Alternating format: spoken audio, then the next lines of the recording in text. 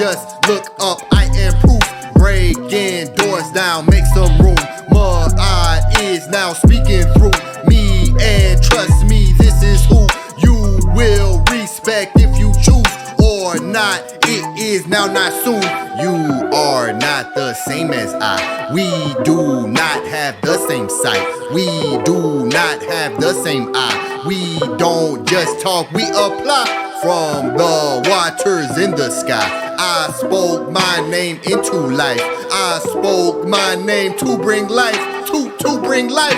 Look outside and all I see are people double-minded. People meaning creature, don't ignore the signage. Voices lead though flying silent. Observation with my eye open eyelid. Look outside and all I see are people double-minded. It's time to set off the alarms. The performance of harm. Don't you know you're a star? God in human form and you rise with the beast. More than man. Bread in my hand, that's the Lord in hand. Heard what I said, Lord, live in the man. Light is sought after, it's in the man. Come from the inundation lands. Light is sought after, it's in the man. Come from the inundation lands. We ain't the same man. Record keeper. Seeing the state of the planet, the damage, the famines expanding beyond your belief. I see they landed, they've handed the people a cannon and aiming it right at your feet. Blowing a hole where you're standing, creating the panic. The tactical planning is deep. Teaching you're only a man and that God is in heaven, the seventh outside of your reach. But hey, we have some technical difficulties. What we doing? We waiting on the other two judges. Who we got up here? We got a new cat. We got Swift Angel, and we got 3 judges. Let's go. We got 3 judges right here. One of them just fell off. I'll be damned. No, wait for Sosa. Nah. Because guys are just falling off coming on. Hey, everybody's pretty much here. I have a free version. I don't know if you get 6 people on my screen. I just thought about this shit. Oh, okay. So what I'm gonna do is I'm gonna drop off. I'm gonna put everybody possible on the screen. I'll just lay back and listen to the debate. And then you need me to judge. I'll get my my decision airport time. I'll just play it. From here. Well, we can't get 5. We ain't gonna be able to do 5 judges, but we got 3 on here. We got you, we got a new cat, and then we got the commission. That's 3 right there. I Dewan and Sosa definitely need to be on here. We ain't gonna be able to do 5. Dewan right here. If you do Dewan and Sosa, then I'm about to go off, and then y'all gonna have to do. Dewan is here, so I'm gonna drop off. So it'll be 2 of y'all and 3 judges. I mean 4 judges. Hell, it'll be y'all 2 and 4 judges. I guess you would say. Or JJ and 3 judges. Let me move myself off right quick. Y'all can get started. And where is this? Where can people see this? I need to let people know where this is. On Kyle's page. I'll get it in there and share it to the back chat. All right, everybody. Hey, welcome to the Den. We're having some technical difficulties, so we had to kind of stream it off something else. But tonight's matchup is Amon Hotel Ra, face the Lions Den champ versus Truth Ministries. Are the NETERUs real or just a principle according to the ancient comedians? We're about to find out tonight. I want to introduce, we got the judges right here. We got Hati Ma'at, we got Swift Angel, and we got Dewan African Knight. That's what we got on here. So I guess we're gonna have to roll with that. But so what we're gonna do, we're gonna do two 15-minute rounds, possibly 3. And then we'll do a interrogation round, maybe it's about six minutes apiece, and then we'll go to the judges. Okay, I need the link to send out before we start. Where's the link? Brother, I don't know, man. This ain't my platform. My bad. So the link is in your Facebook. So link on your Facebook. Your Facebook Messenger. I'm sorry. Okay, I'm sure to the back chat. Here it goes. Okay. And to the brother that just came in, a new kid. I'm sorry if I got his name wrong, but I can't. New cat can rap. Yeah, new kid. All right, okay. I'm not trying to leave you off, but I can't have 10 people on here. I got the free version, and so you know what I'm saying. Well, he's one of the judges. Him, Dewan, and then Swift Angel. The other two, if they can watch and judge and call in, that'd be cool. You a judge, and the other person can just call in. Y'all do it like that? Okay, so Swift Angel ain't okay. Gotcha. The Swift Angel, a new Kakarite, Jason Sosa, but I don't know if he made it on here. So we just got to do really just 3 judges. To be honest. I mean, if y'all do 4, I don't know how that's gonna turn out. Yeah, it won't be. Yeah. It might not be good. So yeah, let's just go with the 3 we got here. I don't think you the lines that leave. I just want the lines that came. I ain't see it. Huh? I ain't see it posting the lines. Yeah, I just posted it back there now. I'm talking about the actual page. Yeah, it's the show, right? Yeah, it ain't sure. The last one that's showing up here. Unless I'm on the wrong one. Go to the back chat. You'll see it in Messenger.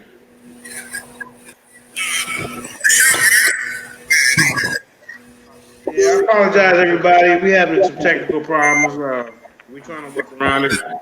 It says advancement on the, you know. All right, there you go in the back chat, family. Kyle, it's on Kyle's live.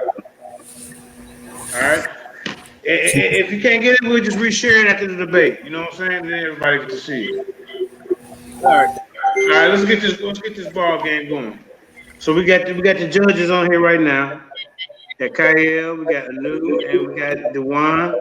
So we just go with those judges right there. All right? Y'all cool with that? We got Dewan, we got Kyle, and then we got Anu Kakarite. Those are 3 judges. Kamisha fell off.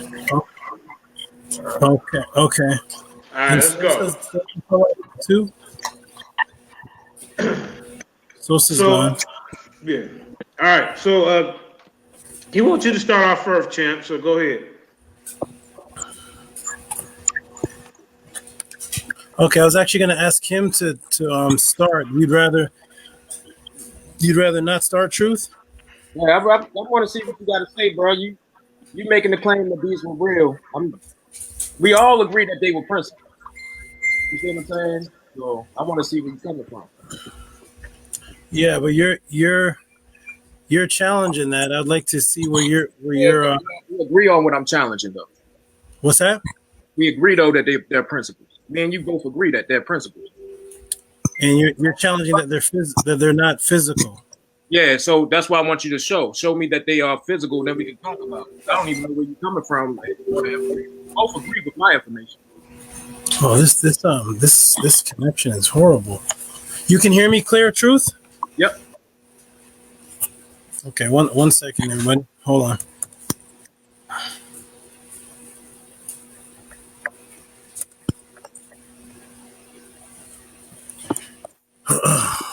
Okay.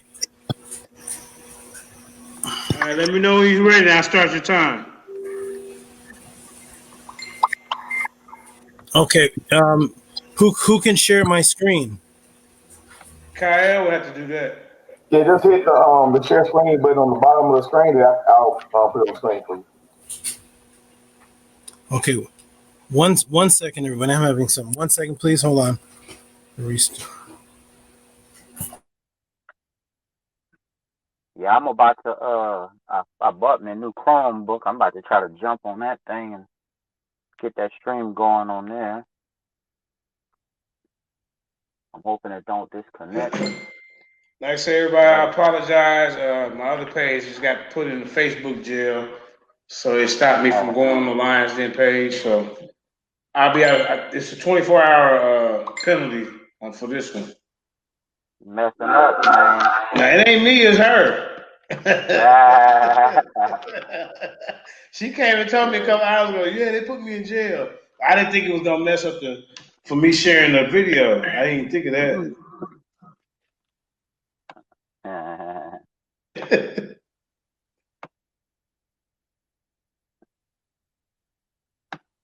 All right.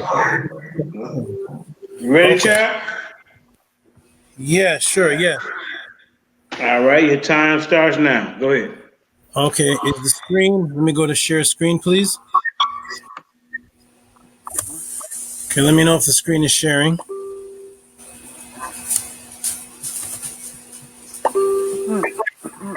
No, we don't see nothing yet.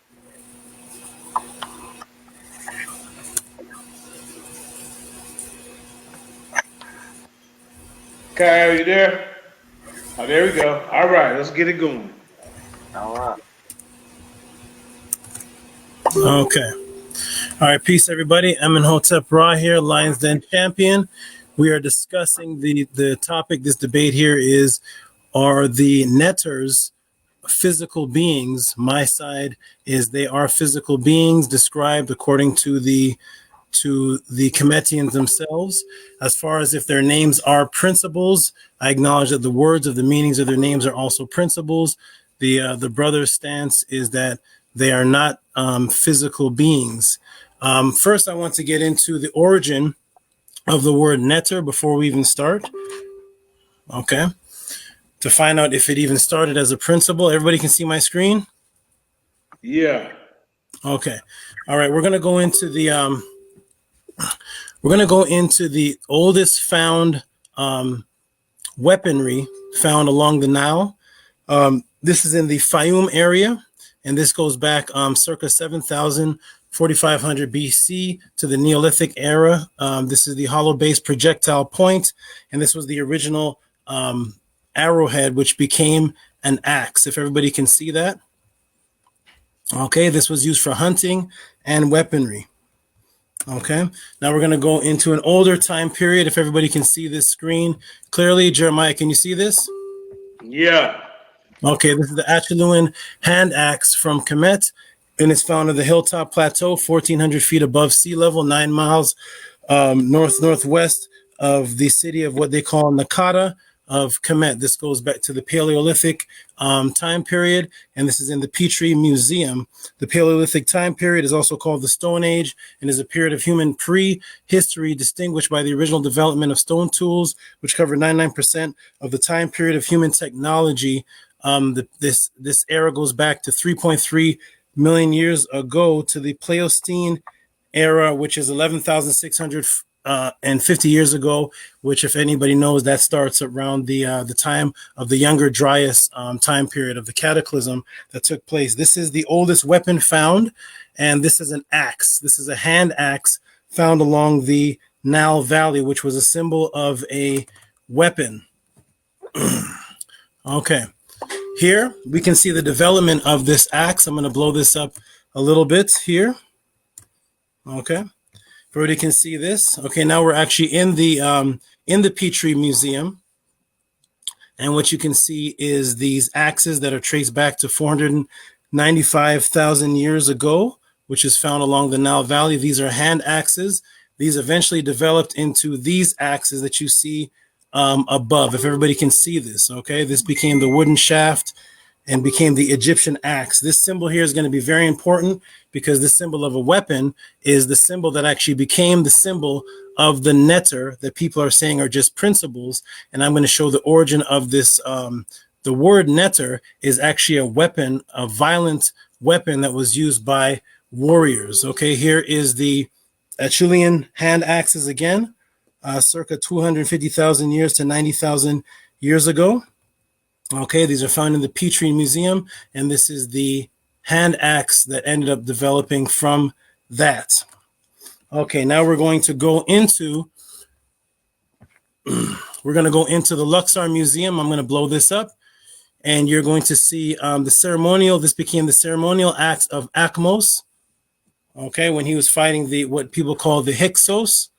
We're in the Luxor Museum now, and you can see the weapon in hand. He's holding the hair of the enemy, and he's about to chop the enemy. And this is the ceremonial axe right here that developed from that hand axe. And on there, it's telling a story.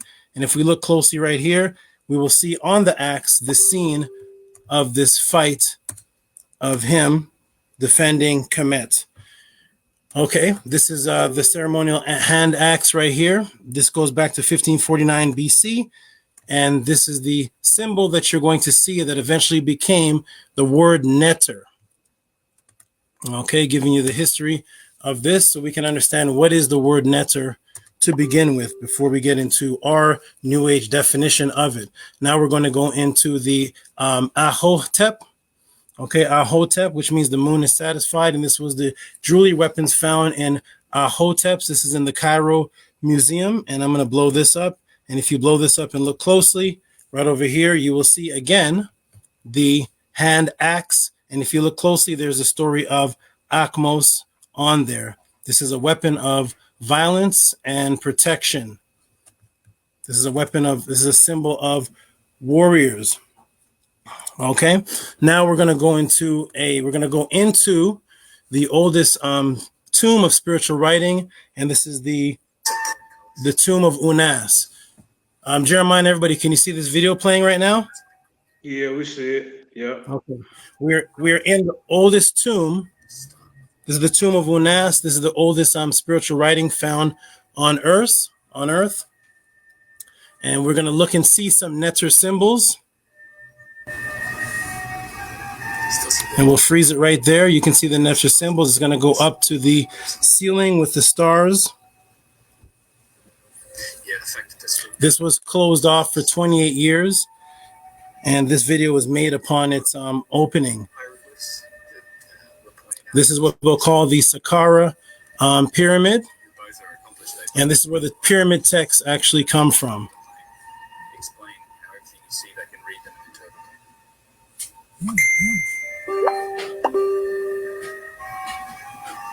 And we're going to freeze right there. And can you guys, Jeremiah, can you see my mouse moving over some symbols in here? Okay, if you look, this is the hand axe. That 9 minutes remaining, 9 minutes. This is the hand axe that is, thank you. This is the hand axe that is actually the Neter symbol on the pyramid text. So that same weapon that you saw Akmos have that developed from the original hand axe that was found that goes back 11,650 to the Younger Dryas period was the first weapon that was created and found in archaeology, and this became the weapon that was used by the Nile Valley culture, which became the actual word Neter. Okay, now we're going to go into the pyramid text, into the pyramid. Actually, we're going to go into the antechamber, east gable antechamber, into utterance 273, and I'm going to blow this up so everybody can see. This is the side wall of the antechamber of the pyramid of Unas that we're just looking at, and we're going to look at the symbols very closely, and this is the line right here that we're going to examine. Okay, when you look at that line right here, we see the owl symbol, the Ankh from life, and we see the three axes, if everybody can see that. The three axes, Neter, and then we see the Neb symbol, and this is the symbol to carry offerings, okay? To give life, the Neter, sustainer that carries the offerings. And then down here we can see the translation, NETERU Neb Ini Cha Apt, on the gods. So here we go. Now we find where this word gods is being first used, and we see that it develops from the hand axe. This is actually, I'll blow this up. This is a weapon symbol. Okay. A weapon symbol. And it is the word for gods. And it says the gods, the lords, the gods, the lords of the offerings who examine the list offerings. So here is the Neter symbol that everybody can see. And this is a topic of discussion of what we're talking about. Are these Neter gods described by the Kemetians themselves as physical beings? Are they described, are the words describing principles? Yes, because each word has a meaning, which we're going to get into. But is this axe symbol here, the Neter, describing positive principles or principles of our life? Or is it describing beings that were here, that were originally warriors at first? Okay, so we're off of that. Everybody can see that? Okay, now, this is where the concept came from that the Neter, my screen is frozen. Can everybody see the screen? Yeah, we see it. Okay, good. This is where the concept came from, right here, of why the European took the Neter and only described them as symbols. So if we look closely here, we can see that this is an image of a dawn. This is the dawn. Okay. This is the dawn. This is a physical word that means a physical event that takes place on the earth. This right here, according to the dictionary, this beautiful goddess sister right here. This 5 minutes remaining. 5 minutes. Thank you. This is a harper. Okay. If we scroll over here, this is Dawn Harper.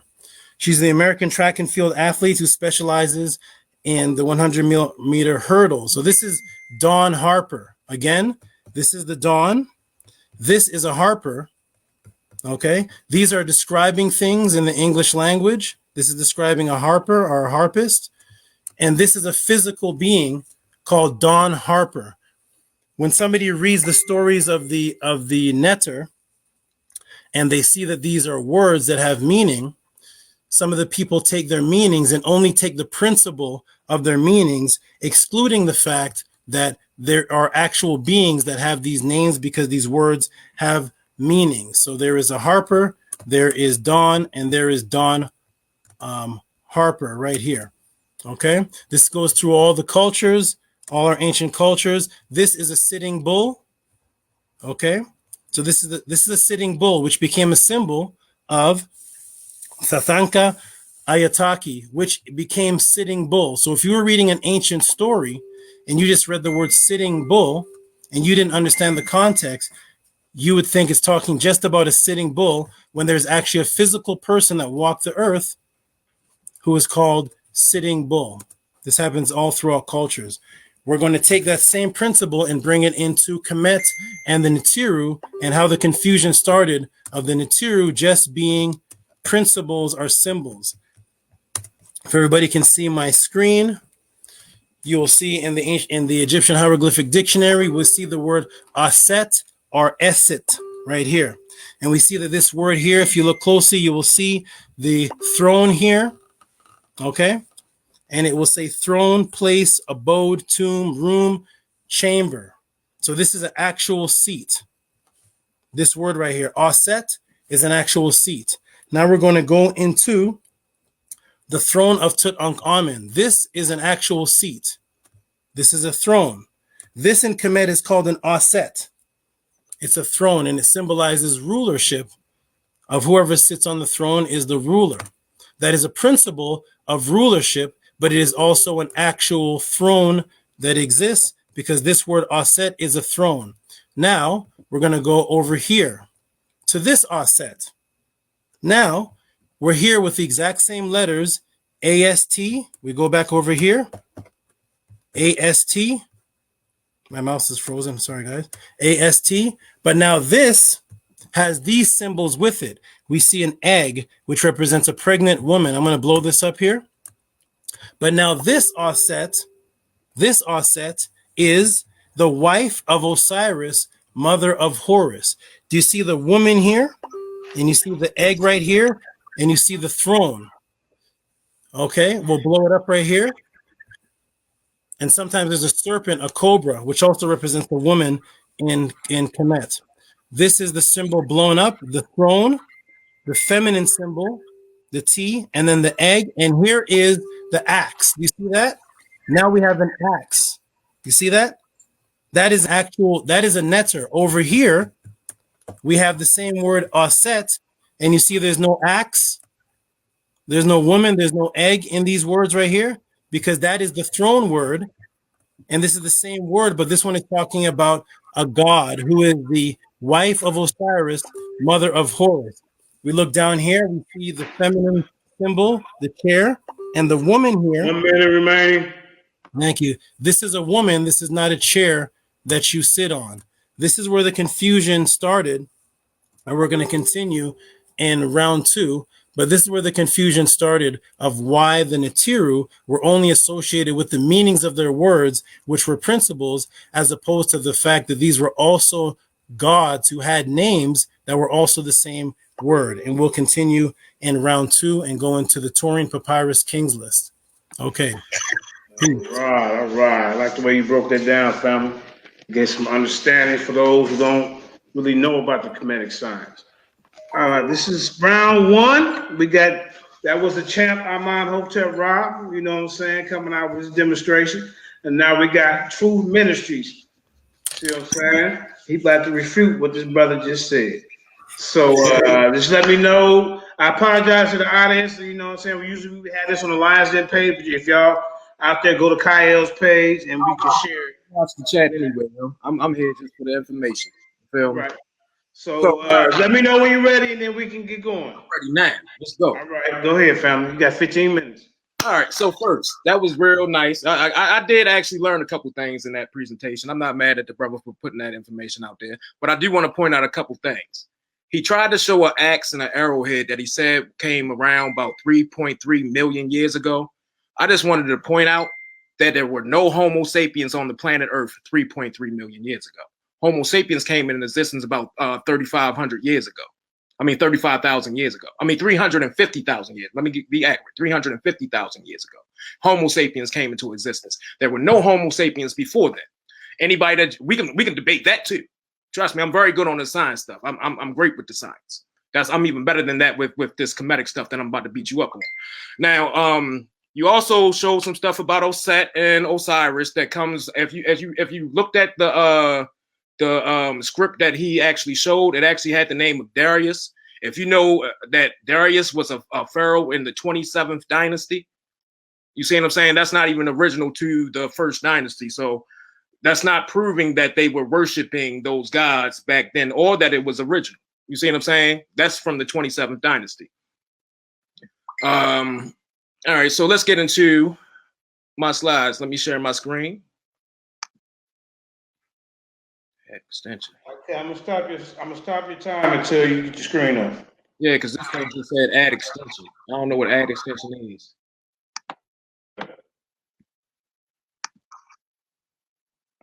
Oh, that's going on. Once again, everybody, I apologize for not having it on the Lions Den debate page, but you know, under certain circumstances, they put me in Facebook jail. So, Kyle say today.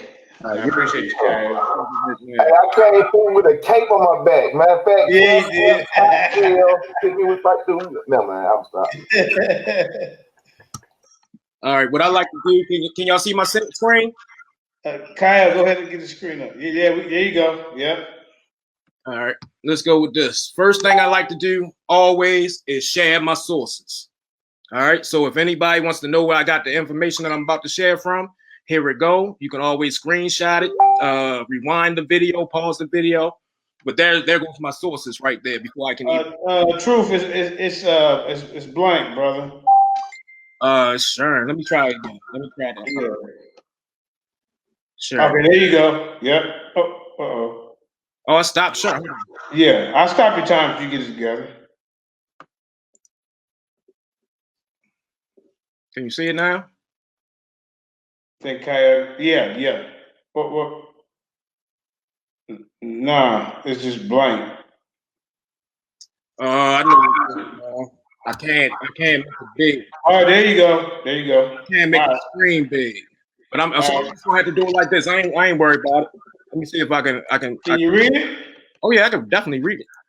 That's what I'm saying. I want to read the whole thing. It's You got them new glasses. You should be able to see it, huh? There we go. Now, as y'all can see, I didn't make my spell checks. You see what I'm saying? I didn't think I was gonna have to because normally when I do it on the big screen, it removes the red line. So excuse my spelling. All right. So like I said, these are my sources. Y'all can screenshot them or whatever, what y'all want to do. These are the sources I'm gonna use today. All right. So when we're gonna begin with the language of myth, okay? Myth is a fluid language. It is the language of concepts which are represented through the symbols, themes, legends, heritage, and the philosophy contained in the myth. Myths are representations of transcendental consciousness and a means for the ordinary unenlightened mind to relate to transcendental spiritual concepts.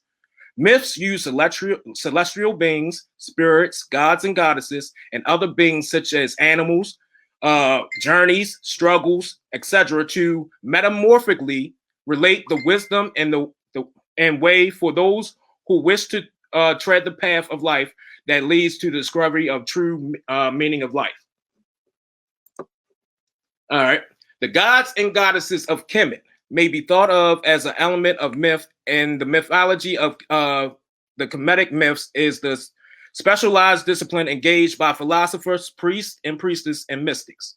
In this capacity, myths is to be understood as a psycho-spiritual language and code for penetrating the mysteries of life as related through the stories, legends, and exploits of the gods and goddesses and their interactions with human beings, especially as they relate to the deification of existence, or rather the elevation and transformation of human existence into God and goddess existence. Basically, what Kemetic science is to get you to realize your true self.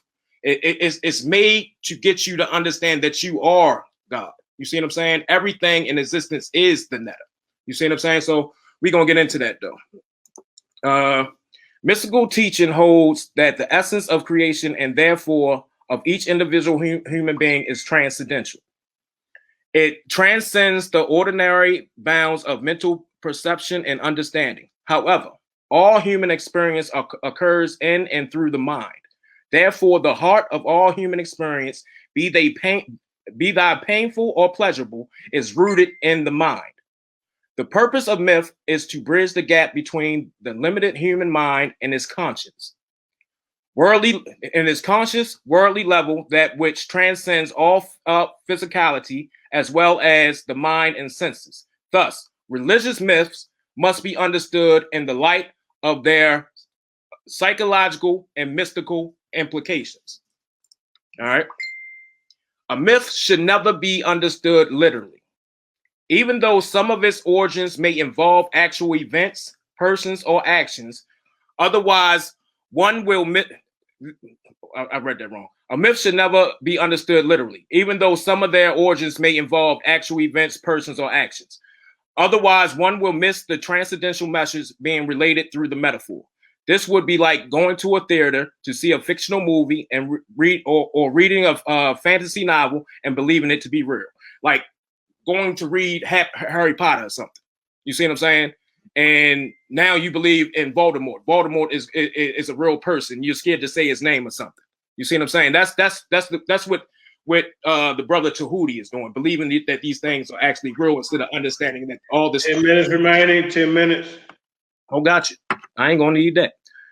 Myth is the first stage of religion, and the reenactment of the myth constitutes the second level of ritual. Myth is the mystical language of transmitting and teaching the principles of life and creation. Ritual are the medium through which the myths are practiced and realized. All right. So it's one thing to know the myth, but it's another thing to practice it. And you have to do both to actually reach spiritual enlightenment.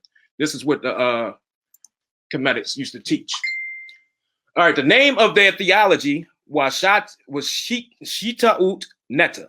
All right. Shitaut means hidden, secret, or mysterious thing. All right. The Neter means divinity. So basically what Kemetic science is the study of the hidden divinity. All right. And you have three different names for the hidden divinity. You have Ptah Neta, because these are three different traditions. Mind you, have three different traditions because these are not actual God. They are just concepts and ideas. All right. That different mystery schools used to come up with different principles and turn them into gods, and that's how they started worshiping. But all right, let me go back to this. The one is Ptah Neta, two is the NETER/NETERU, and three is the Nebuchadnezzar. All right, this is the picture of the Nebuchadnezzar right here at the bottom. These are all encompassing deities. When I say all encompassing, I mean all and everything is the Nebuchadnezzar. This is what they were teaching. So pretty much any god that comes from any god that's any Kemetic god, period, is the Neter. You see what I'm saying? What they're doing is just coming up with different descriptions. You see what I'm saying? Because the Neter is so, or the Nebuchadnezzar is so vast and so enormous and so mysterious that you can't just explain them. You can't just talk about it as one thing. You have to break it down into smaller portions to get the understanding of the smaller portions to understand the whole. All right. So the concept of the Neta and the NETERU binds and ties all the varied forms of Kemetic gods into one version of gods and goddesses, all emerging from the same supreme being. Therefore, ultimately, Kemetic spirituality is not polytheistic nor monotheistic in the sense expressed by Western religions, for it holds that the supreme being is more than a god, all-encompassing absolute divinity. The term NETERU means gods and goddesses. This means that the ultimate transcendental supreme being, the Neta, comes the NETERU. There are countless NETERU, so from the one comes the many. These NETERU are cosmic forces that pervade the universe. They are the means by which the Neter sustains creation and manifests through it. So Kemetic spirituality may be thought of as a kind of monotheistic polytheism. The one supreme being expresses as many gods and goddesses. All the spiritual systems of ancient Kemet have this one aspect in common to all. They hold that there is a supreme being who manifests in a multiplicity of ways through nature, called the NETERU. Like sun rays, the NETERU emanates from the divine, and they are its manifestations. So by studying the NETERU, we are led to discover their source, which is the Neta. All right. So let's get into these gods. We're going to start with one of the main gods, which is the Kepler. I'm sorry, I pronounced that wrong. Excuse me, it's getting hot now. I'm taking off my coat. Give me 1 second. It's called Kepler. All right, this is the SCRIIBE. So it is important to understand that the creation act is not something that happened once long ago. Capri creates the new day every day. Thus, the implication that is that creation is a continuous process which sustains the dream world at every moment during a dream. The SCRIIBE is an insect which burrows into the mud caused by the Nile flood waters. And after the muddy waters recede, the beetle comes up with a new body and a new being, basically being a new being. The beetle is likened to Ra, the sun in the morning, who comes out of the murky waters of the dark night. The SCRIIBE uses the dung beetle as nourishment for its young. 5 minutes remaining. In the same way, it was believed that the sun rises in the morning as a new being. The SCRIIBE pushes the sun on its journey every day. In the morning, the sun is Kepler, the SCRIIBE. At noon, it is Ra, the Most High. In the evening, it is TM, the completer. I mean, TM represents the completion. You see what I'm saying? It actually represents 3 phases of life: past, present, and future. All right. The SCRIIBE symbolizes transformation, and here we are transforming ourselves mentally, physically, and spiritually into higher beings, and letting go of, and letting go. We are transforming ourselves. We are becoming true agents of Hotep and coming into harmony. I didn't mean to put money with oneself. I meant to put oneself. I don't know why I put money, but we're coming in harmony with the nameless one. I'm just call the Neta, the nameless one. All right. Leave it there for round 1. I'm gonna leave it there for round. I ain't even gonna go to round 2 yet. I'm gonna leave it there. Oh, you done, family? I got a couple more minutes. So I'm gonna leave it Yeah, there. you got a couple more minutes. Yeah, go ahead. So basically, what I'm telling you and what I'm getting at is that the gods and goddesses of Kemet are not really gods and goddesses. They are different aspects of the one true God, which is the source. There's only one God in the universe. There's only one. There's only one supreme deity that manifests itself through a multiplicity of different ways. You see what I'm saying? Everything in creation is the NETERU. You see what I'm saying? All of us sitting right here is NETERU. We are different manifestations of the Creator. We are NETERU. He got his eyes bucked out his head, but this is the fact. This is the fact. All is NETERU, and everything that comes from the Neta is the Neta, and that's just a fact. So we gonna leave it there. The brother brought out so much information. Got the champ's eyes bucked. Oh, I ain't done yet. I ain't done yet. Got him bucking over there. I don't know what it's all about, but we about to find out in the second round. That was pretty. That was pretty good information. You know. Oh no. Who was that making all that noise? But yeah, that was pretty interesting. I mean, that was pretty good first round. So we're gonna go ahead and get late. I ain't gonna do no commentary on each round like I did the other night because it's getting late. So we just gonna go on and slide into the second round, top of the second inning. You know what I'm saying? So Chandler, you let me know when you're ready. Share your screen, and I'll start your time. Okay. Sorry. Okay. Let me share the screen. Those are really good commentaries. Those are great. Okay, let me share the screen, please, and let's get back to the primary sources. Let me share my screen. Here we go. Okay. Is it sharing yet? Kyle, you share the screen? It's sharing? Yes, sir. Go ahead. Okay. So first of all, it's not showing. It's still you got to fix it. That's okay. That's okay. Okay. That's okay. All right. So first off, the brother gave commentary for. Let's decipher epistemology. Let's decipher the difference between vividness, vagueness, primary sources coming from the actual Cometians themselves, and his own commentary as he's reading the things. He's asking us for pardon for his spelling errors. Not one papyrus has been read. Anyways, this is worse than I thought. I didn't know it was going to be like that. So anyways, the brother went into the word myth. He went into myth, not the dictionary definition of myth. We're going to clear up right now from the etymological dictionary what the word myth meant. I asked this brother on the video if he could tell me a story of his girlfriend on the preliminary, and he told me how much he liked her, how she did rituals. And I said, thank you for telling me that story, because that is actually the definition of myth. Let's go to the definition of myth, not the commentary. Can you see my screen, Jeremiah Judah? Yeah, I see it, champ. Okay, here is myth in the dictionary, because the word myth originally meant truth, something real. Here it is, 1830, French myth, directly from the modern Latin mythos, Greek mythos, speech, thought, word, discourse, conversation, story, saga, tale, myth, anything delivered by word of mouth. Jeremiah, did you hear that part? Yes, sir. The definition of myth is as soon as you tell anything oral, that thing becomes a myth according to the original definition in 1818.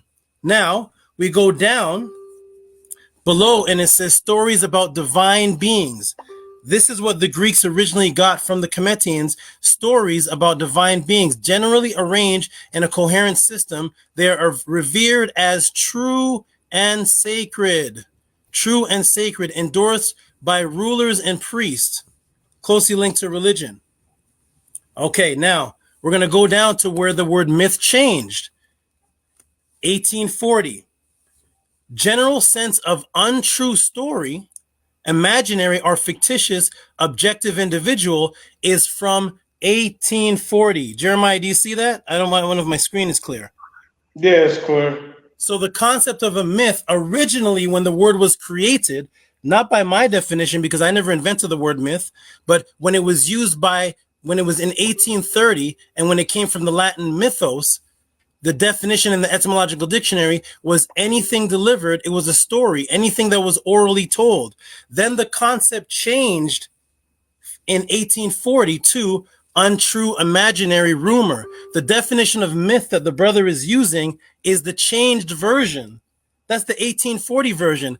That's not the original definition of the word. So just to clear that up, just ladies and gentlemen, anytime you hear somebody tell a story about somebody, as soon as they talk, that person immediately becomes myth, because the definition of myth is anything delivered by word of mouth.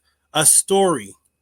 That is a myth. Every story that you can tell about your grandmother, mother, what you did that day, the concept of it being untrue is from 1840, because the word myth, and this Commission had a debate with this same word, mythin. The word myth, actually, the Greeks got it from the word mythin, and it meant true, sacred story. All right, so that debunks this the commentary. We're doing commentary versus actual dictionary definitions that you can research the etymology and actual primary sources. Now, let's get back to the primary sources, please. Let's get back to the All right. Now we're gonna go back to the. We're gonna go to Menmaat Seti, right? Was a pharaoh of the New Kingdom. This is from his wall. This is from KV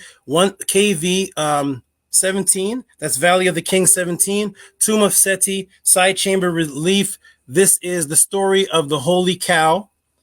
That's what these writings are, and this comes from 1294 BC or 1290 BC in Pharaoh Seti's tomb. What I'm about to go to here is the story that the Cometians wrote about a Set. This is coming from the destruction of mankind, which is what I just showed you.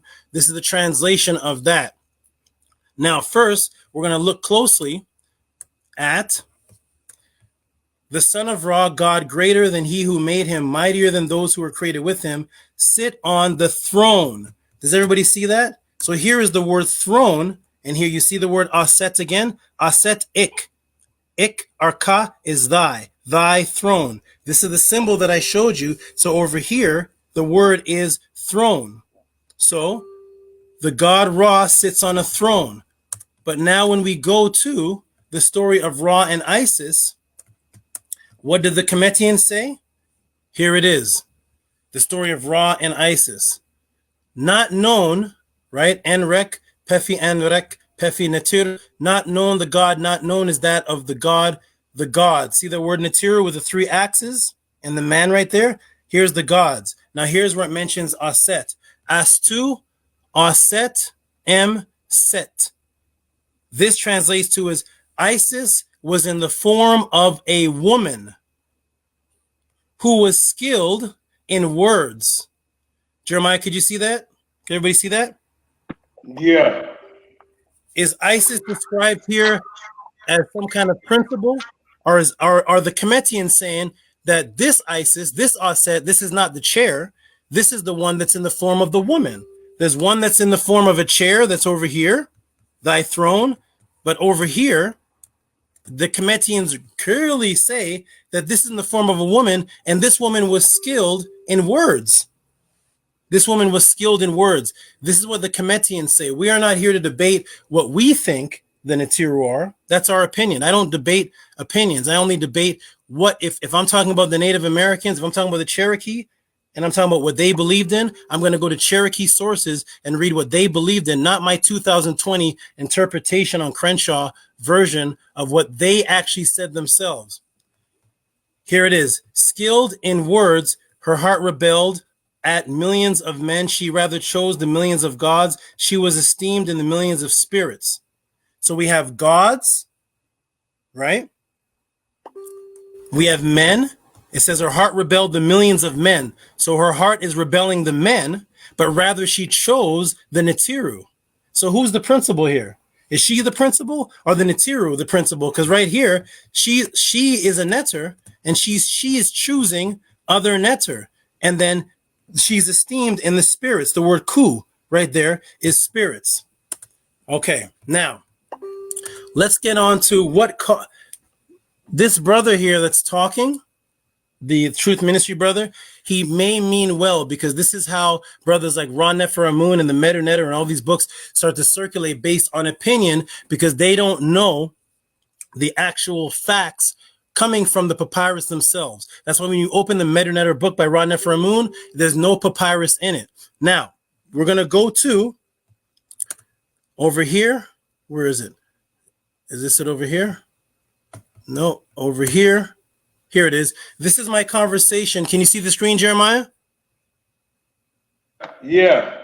This is my no. Yeah. Okay, the conversation. Yeah, go ahead. This is the prelim with my original conversation with the brother. See, there's a lot of brothers that wear jewelry. See, Kemet is a very pretty place. So people wear the jewelry, they wear the clothes, it's pretty, they wear the ankhs, but do they actually know what it is and what it means? No, most people don't, because they don't study the actual papyrus. Here's the conversation with me and the brother, me asking the brother about the cartouche that is on his own neck. Here it is right here. Let me press play.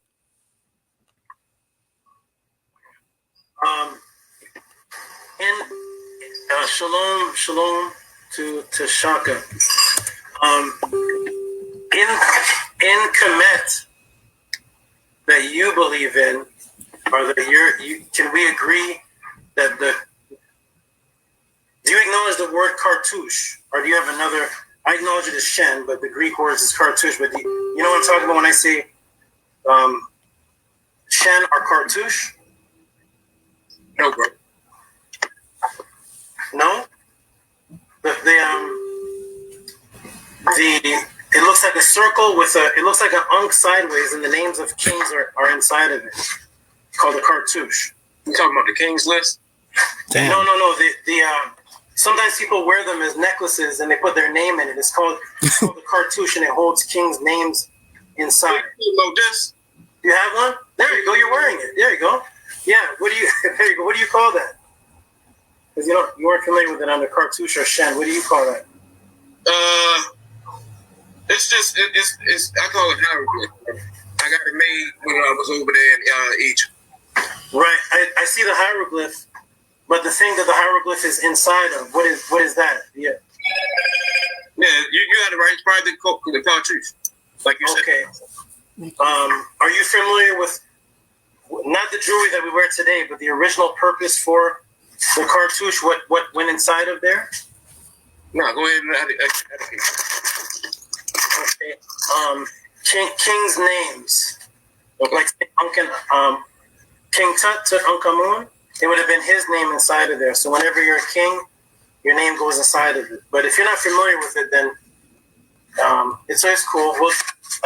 Because you're wearing it, so I figured that. I don't know.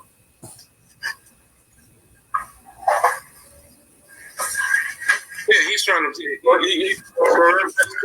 Okay, everybody. So that is me asking the brother about the Kemetic symbol. Now, the reason why I show that is because it is very important to know what that symbol is, to understand what the Neter is, and to understand what the kings are. So I asked the brother about a symbol. He's wearing it. He doesn't know what it is. He doesn't know what it's called. And this is the sad dilemma that we have amongst Kemetic brothers wearing symbols and pretty jewelry, and they don't know what the thing is. Okay, now we're going to get into... Sorry. Can you still hear me, Jeremiah? Am I still clear? Yeah. Okay. We're going to get into the cartouche, the thing the brother's wearing on his neck. Okay. Now, over here, we're going to get into what's called the Torin's Kings List. This is the Torin's Kings List from Kemet.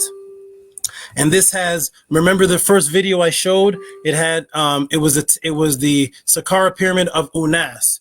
And over here we have, in the Torin Kings List, it uses the word Nesubit. Nesubit, which is this word right here, Nesubit. This is the dual king that is inside this symbol right here called the Shen. And over here, we will blow up the definition from the Kemetians of Nesubit, and it means a king of Upper Egypt, king in general, the Nesu. Nesu, Nesut, the queen. Okay, see that? King and queen, that is the Nesubit.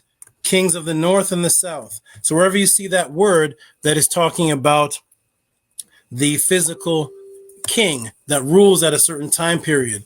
Now, we get into the cartouche definition of what the brother had on his neck.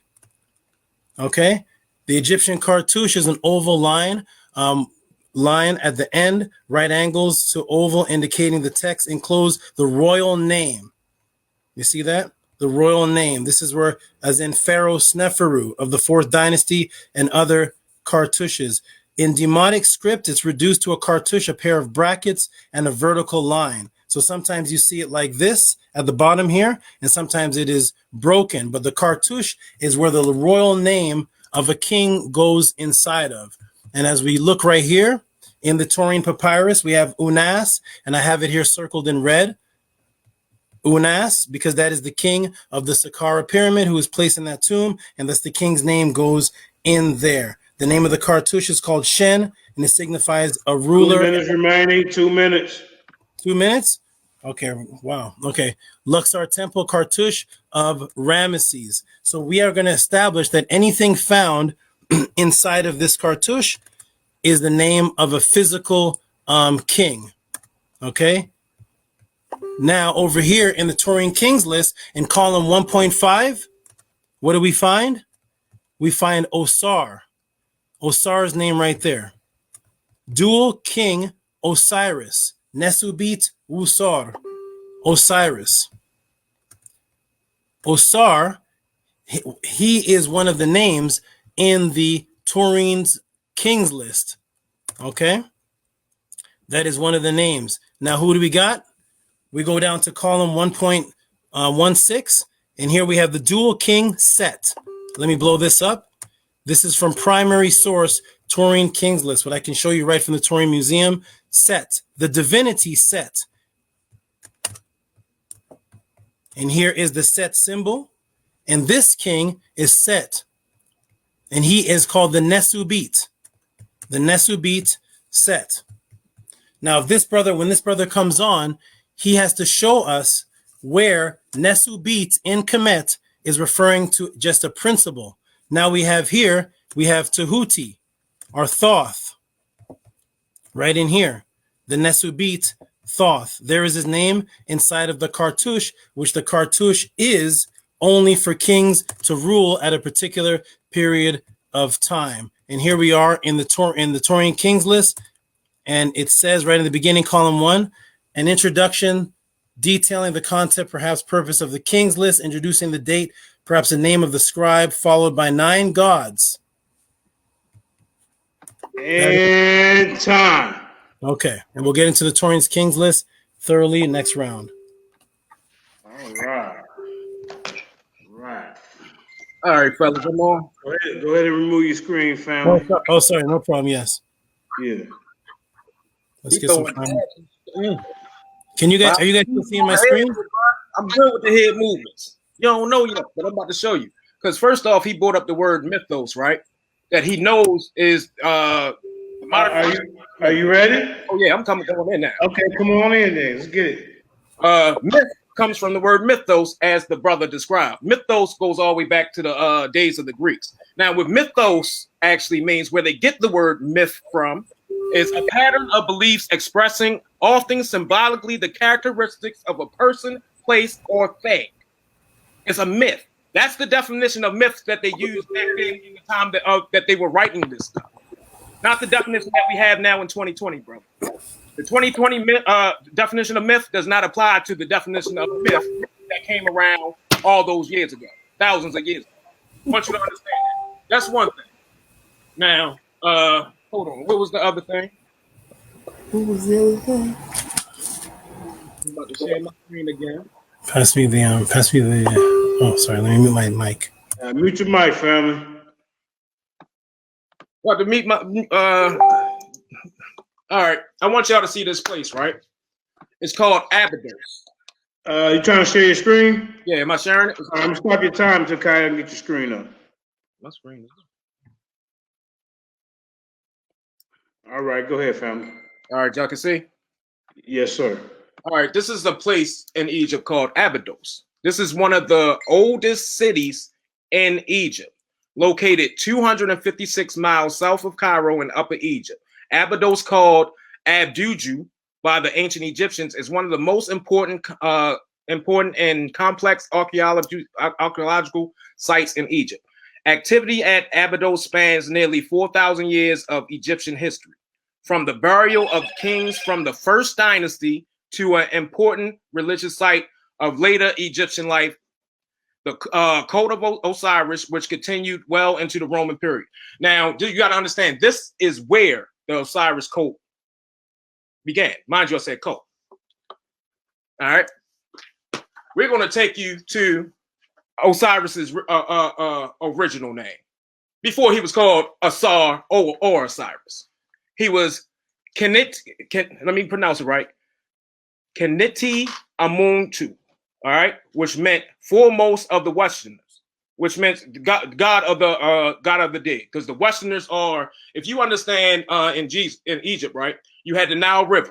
The sun set on the to the west of the Nile River, and this is the place where they say that the dead went. Is where the sun went, the place of the dead. So the foremost of the Westerners pretty much means the God of the dead, or the king of the dead. All right. Kemetanu and many other, it gives about 4 different spellings. I don't want to break them all down, but y'all can pretty much see the 4 different spellings. And many other spellings in ancient Egyptian deities whose name also used as title for Osiris and Anubis. This name means foremost of the Westerners or chief of the Westerners, where Westerners refer to the dead. Kementi Amentu was depicted as a jackal-headed deity at Abydos in Upper Egypt, who stood guard over the city of the dead.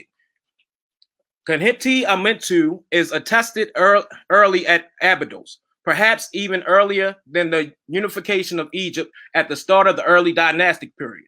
The name appears on the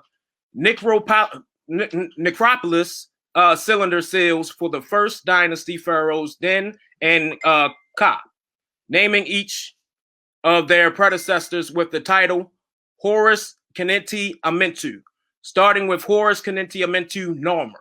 Narmer was the first pharaoh of Egypt, and he held the name Horus because pretty much all the first dynasty kings had the name Horus. All right. A temple dating to pre-dynastic times was also founded in Abydos for this god. Toby Wilkins suggests that even at this early stage, Kementi Amentu name may have been simply a euphemism of Osiris. The role of Kementi Amentu, Osiris, and Anubis underwent considerable changes in the late Old Kingdom. Originally, only Anubis' name appeared in the offering formula that was believed to allow the dead to partake of the offering they were given to sustain them in the afterlife. In the 5th dynasty, many gods started to appear in the formula, including Osiris. This means Osiris did not come around to the 5th century. I challenge Tehuti to show me one writing from anywhere before the 5th dynasty with the name Osiris. I challenge you. Since Osiris was the god of Egypt, was alive. The jackal hieroglyph that appears in Kementi Amentu's name in the early dynastic period is traditionally seen as determinative to indicate the god's form. Kementi Amentu, who have only begun to be treated as an independent deity in the 5th dynasty around the same time that Osiris' name appears, most inscriptions from that time show Osiris and Kementi Amentu were already closely connected. Harold M. Hayes associated that the pyramid text, whose earliest known copy only dates to the end of the 5th dynasty, applies the title Kementi Amentu to Anubis and not Osiris. And this is the pyramid text reflect and belief of an earlier era, when Kementi Amentu was not fully independent of Anubis. All right. Beginning in the first intermediate period, 2180 to 255 BC, Kementi Amentu temple in Anubis, and in Abydos, was explicitly dedicated to Osiris and became his major cult center. All right, so Osiris wasn't even his original name. Anubis and Osiris were the same god. So if both of these, if he just said Osiris existed, right? He was walking the earth as a king. So was he both Anubis and Osiris? Did he have a jackal head as described by the ancients? We got to find this out. You got to show me something, because at this point in time, we know that was his original name. He was a whole nother god that definitely was associated with Anubis, because we know this because of the jackal. All right, here goes Anubis, actually called the foremost of the Westerners, the god of the dead. This describes Anubis as foremost of the Westerner, indicating his leadership over those buried in the cemeteries of Egypt, the majority of which were on the west bank of the Nile, where the sun god sank into the underworld at night. Anubis is pictured in one text as burying the deceased in a sturdy mound of sand in the west. All right, let's go to Osiris, or Osar. All right, also the god of the dead. He's also the god of life too, but he's also the god of the dead. Genealogy for Osiris exists in the text carved on the walls of the pyramids from the end of the 5th dynasty onward. This pedigree is clearly an attempt by the priest of the sun god at Heliopolis to incorporate Osiris into their theology, cleverly subordinating him by 2 generations to their own principal deity. All right, and now it gives the names of all the deities that comes with Osiris, the Osiris cult. You see what I'm saying? All these other deities, Geb, Nut, Isis, Set, all these other deities are also myths. You see what I'm saying? Because they didn't come around to the 5th dynasty after they invented Osiris from what was his name? Let me go back. Kahente Amitsu. All right. So they invented Osiris from these guys. Now, Osiris is described as the firstborn of the children of Geb and Nut. His birthplace given as Rosatu, located in the western desert, Necropolis near Memphis, but really signifying the entrance into the underworld. Why? Because he was the god of the dead. And this can be found in the Routledge Dictionary of Egyptian Gods and Goddesses, page 115. Now, like I'm saying, you cannot make people up and put them into a script and sit there and say that these are real people that actually walk the earth just because, and that's a loose translation that you try to use for Osiris and Set, because if you read any other king's list, those names are not on there. Those names are not on there. You're trying to translate that into something else that I don't even think is true, but I'm not going to prove that right now. You could say they was kings. There was a lot of people, just like it's Jesus is walking around right now. Don't make him Jesus. All right, here goes the tomb of Osiris, right?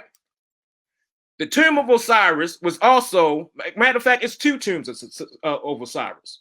One that they found that was made in the 25th dynasty, that was dug up, that they discovered was a replica of an older tomb that was in Abydos. All right, that Seti the First had actually built. Seti the First built the tomb of Osiris as symbolic place of his burial, a symbolic place of his burial.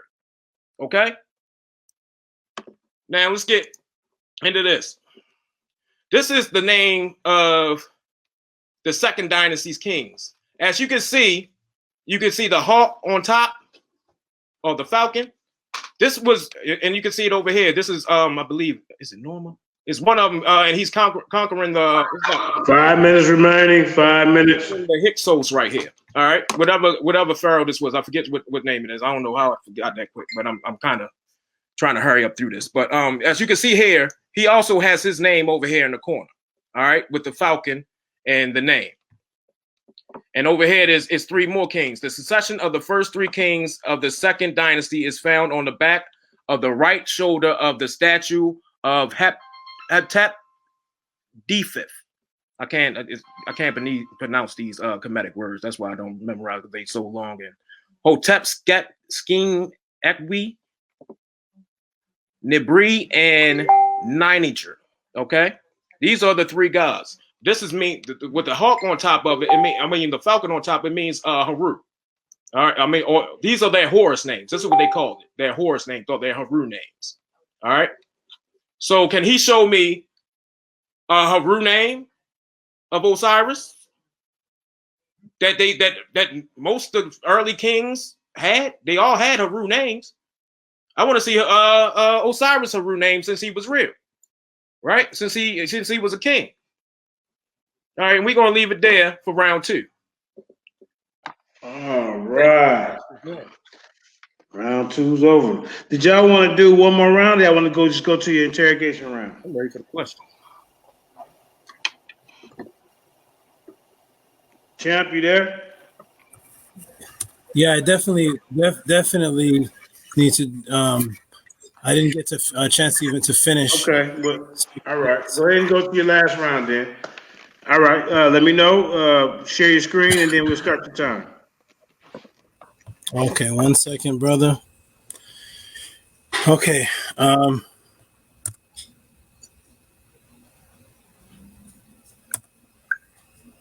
Sorry. Okay.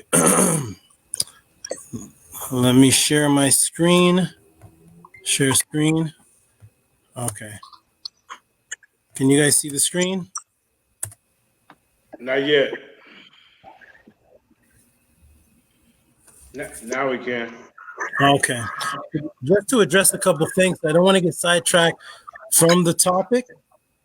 The topic at hand, the Cometians themselves, did they log that the NETERU were physical beings? Did they say so? Not what we say, not our commentary, not our modern day understanding.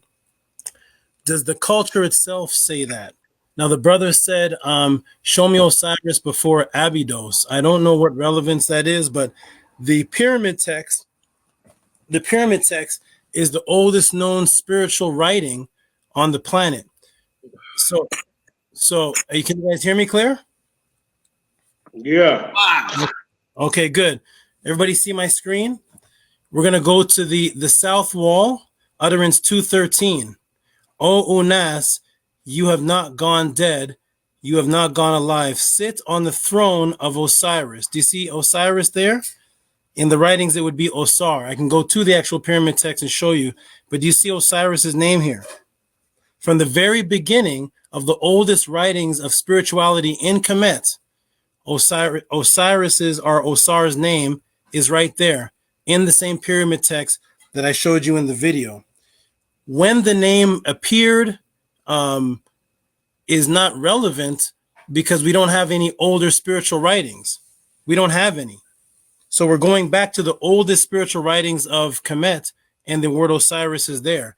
We're not discussing about when Osiris was written. We're discussing, did the Kemetians log Osar as a physical being? Was he physical? Not to us, to the Kemetians. Okay. Now, now everybody see the screen here? Yeah. Go ahead. Do you see anything, or do you see a? We just see you going into your files. Okay. Nothing is opening. Sorry.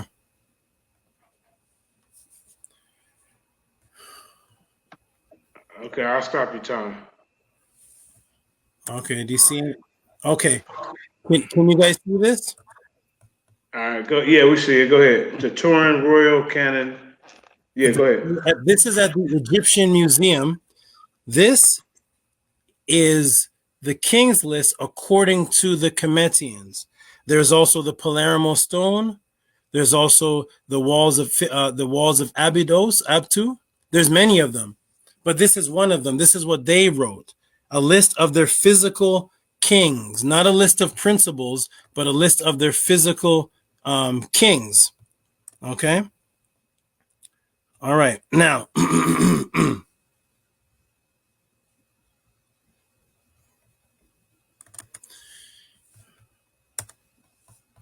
the reign of Khufu is based on the Torin Kings List. Do we acknowledge that Khufu is a physical man? Was Khufu a physical ruler? 23 years. We blow up the length of reign. The Royal Torin 19th dynasty gives 23 years. So archaeologists, anthropologists, and historians are using the Royal King List of Torin to log the reign of Pharaoh Khufu, who's not a myth, who's a physical being. Okay? And here we see in column 4:10, here is Nesubit Remput 23. Over here is the 2 10s, here is the 3. This is the Renput right here. The time, 23 years. The name, Khufu. Pharaoh Khufu, 23, on the Royal Kings List in column 4. That is a physical person. That's a physical person. Okay? Not a principle. Here we have Narmer, who Egyptologists say is the first pharaoh. And here is Narmer in column 3:11, and there is his name right in there. The brother asked the question, it's kind of a strange question. He said, why didn't Osiris have a Heru name? Very simple, because Osiris was the father of Heru. The pharaohs that were being called Par'i'i, or pharaohs, were taking the position of the son of Osar. They were the son. They were the newborn Heru, because there was a fight discrepancy between Heru and Set and who would take the throne. So whoever took the throne in Kemet, they would be the new Heru, the son of Osar. So Osar wouldn't have a Heru name. That's ridiculous. Osar is the father. That's whose throne they were fighting over. So of course Osar is not going to have a Heru name. Of course not. That's his father. So here is Narmer on the same king's list. Oops. On the Torin's king's list. Let's go back. Okay. That is Narmer. Now, when we go back, see column 1, Narmer was all the way past column 3 and 4. That means that as the columns get less, you go back further in time. This was further in time in the pre-dynastic periods when the Neter beings were ruling. The beings called Neter. Now here is Heru. Right over here. Heru. And he has the Heru symbol because he is the son. He started it. This is where it started from. See the Neter. Can everybody see the Neter symbol there? I just want to make sure that we're seeing the Neter symbol. Inside the cartouche, the thing that the brother is wearing around his neck, the cartouche that we've established is the place where a king's name goes who rules the south or the north or both.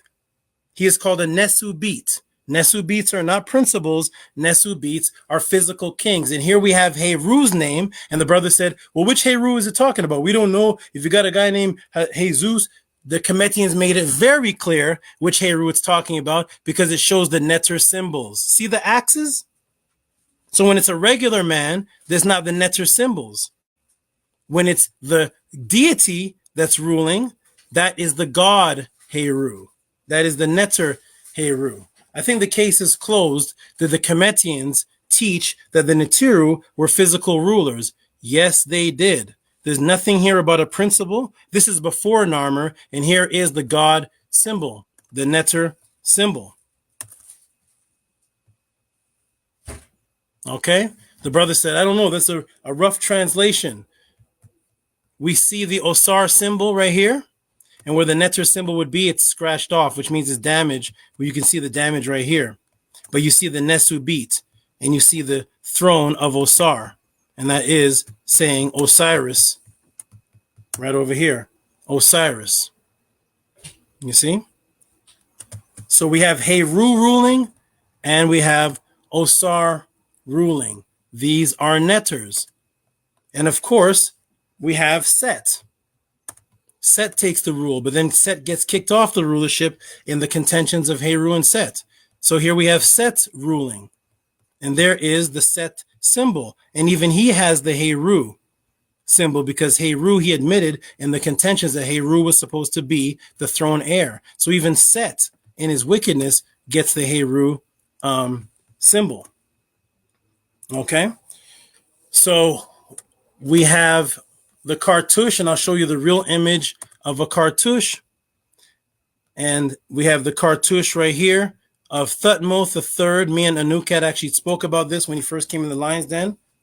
Okay, here is Tehutimos III, and his name is inside this cartouche because only kings' names go in the cartouche. If this brother can show me where a principle goes in the cartouche, or a cartouche existed, a shen existed, where it's not the name of a king, some other principle is in there, then he won the debate.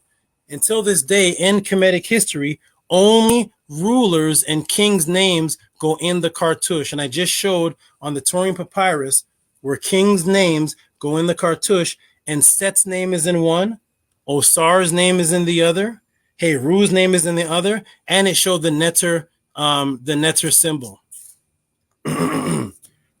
Okay, these beings are described as physical beings by the Kemetians. We can't get around them, but of course their words also mean principles. It also means that because the word Set means fire. So when you see in the writings of Ptah Hotep where it talks about stay away from the hot-tempered man, the word there is Set, hot-tempered.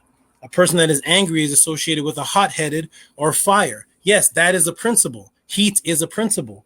Ra is a principle. Those are principles. But was there a man named Set? According to the Kemetians, yes. You can call a person a sly fox, and that's a principle. Man, that guy's a sly fox.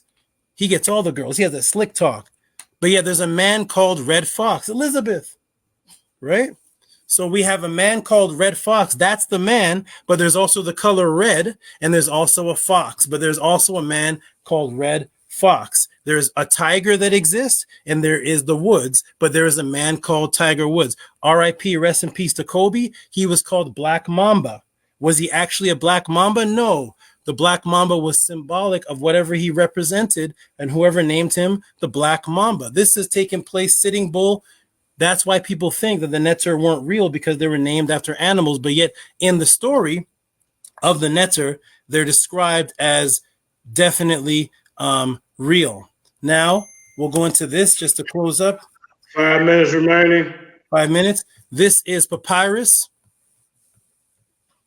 This is Papyrus D. O'Brien. Papyrus D. O'Brien, which is the tale of the two brothers. Okay? The tale of the two brothers. It goes back to Seti 2. And this is the story of Anpu. People say that Anpu represents death because his name means stink, because he was eventually put in a mortuary position for Osar. But here is the translation of line 1:1. This is translated by Faulkner.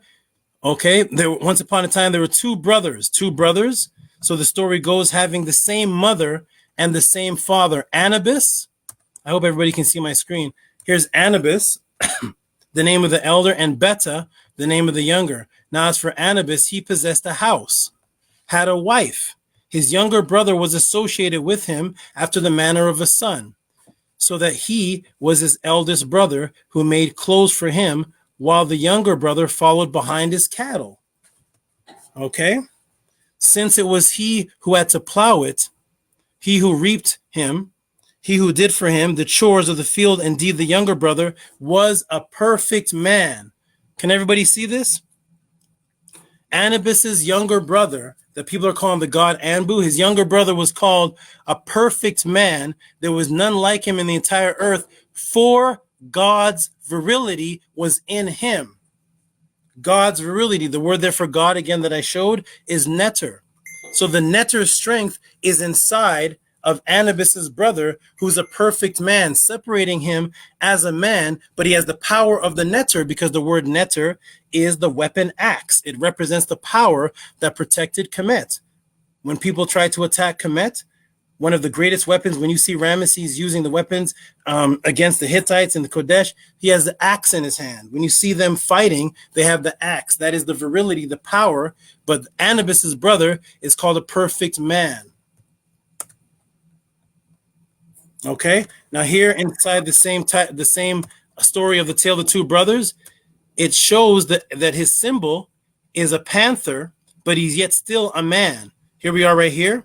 It says, then the youth became like an upper Egyptian panther, which means harsh and rage. This is the actual translation of a papyrus. This is not the commentary that the brother's reading. I don't know if this brother's read one papyrus from Kemet. If you want to know what the Kemetians think, we have to read from what they say. We don't come up with our own metaphysical crystal links and all these new age thing. Let's read what the people say about themselves over the wicked proposition that she had made to him. She made to him through sexual intimacy. And when this woman made sexual intimacy proposition to Anubis's brother, what did he call her? He called her right here a sexually exhausted slut. Here is one neter calling a woman who's making sexual propositions to him a sexually exhausted slut. Is this a principle? The slut principle?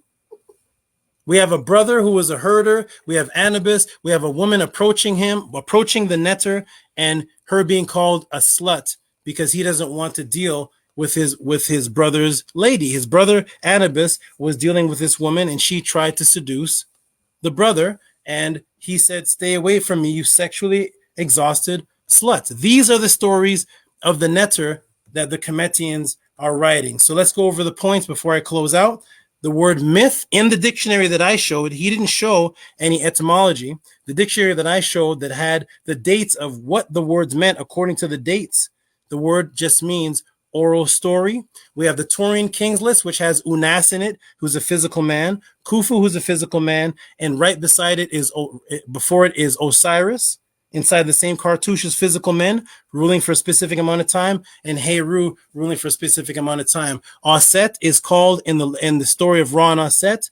She was in the form of a woman who knew magic, and she was strong with her words. It literally says she was in the form of a woman. It literally says that. I'm not adding, I'm not taking away, I'm not interpreting, I'm not adding my own thoughts to it. It literally says that. It says that Anubis had a brother. And that brother, 1 minute. And that brother's wife was making sexual advantages, and he called her a slut. So according to the Cometians, not according to what we believe or interpret they're saying, according to the Cometians themselves, the Neter were physical beings who ruled at a time called the Zep-Tepi before the pharaohs ruled. And I yield my time.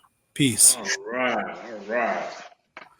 So, Truth Minister, did you want to go into your third and final round, or you just want to get to the interrogation? All this gonna be is just debunking what he just that nonsense he just was trying to talk about. And he think first off, he just showed you a book, right? That was pretty much talking about a set and the story of a Set and a Saw. That's pretty much what it was talking about. If a lot of people don't know that the name of Anpu is really Anubis. The Greeks called Anpu Anubis. So he's not talking about no fancy god. If you go back and rewind it a couple seconds, you can see where somebody cut off the phallus of a saw and fed it to the catfish. It's right there in the same document he was just reading. It's right there in the same document. I just read everything. You know what I mean? So I know what the story was talking about. And I know for a fact that Anpu is Anubis. The Greeks called him Anubis, just like the Greeks call Haru Horus, or call Asar Osiris. You see what I'm saying? Anubis is Anpu. And like I just told you earlier, Anubis ain't even an original name Anpu ain't even an original name for Anubis. You see what I'm saying? It was what's the name I just told y'all? Kahente Amentu. That's who both Osiris and what you call it was, and Anubis was. That's who they were originally. So I don't know, he can miss me with that one. First off, second off, he talked about the pyramid text. He brought up some verses about with Isis in it, in the pyramid text. But he fails to tell y'all that the pyramid text, though he may say it's the oldest script, even though I debate that, but he may say it, it doesn't make it true. You see what I'm saying? And it didn't even come around to the old king, the end of the old kingdom. You see what I'm saying? It's not original to Kemet. And it was first off, let me show you this. Matter of fact, where is it?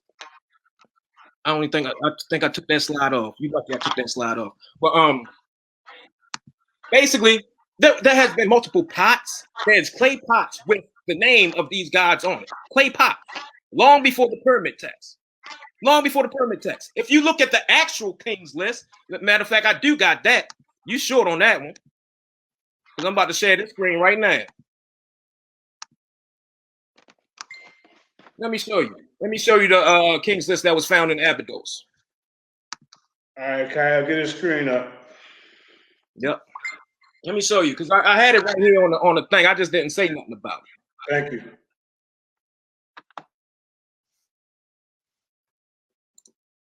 Now I'm gonna make it bigger. Can y'all see? Tell me when y'all can see.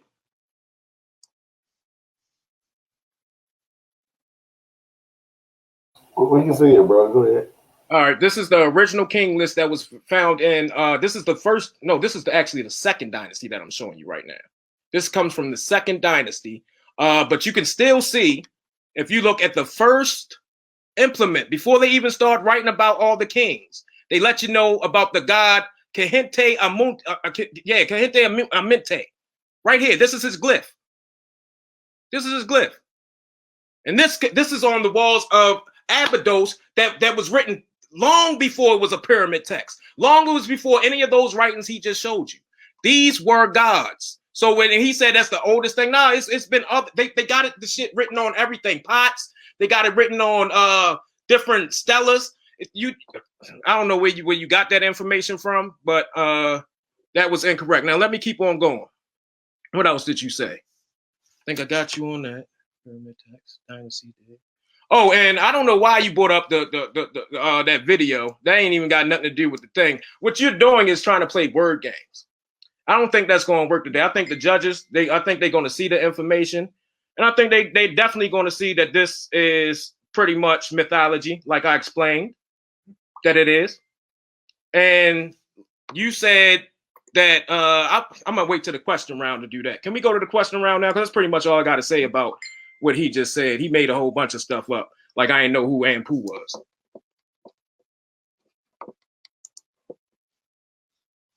I'm gonna stop sharing my screen. I'm ready for the questions because now it's time to kill niggas. Excuse my language. I mean kings when I say that.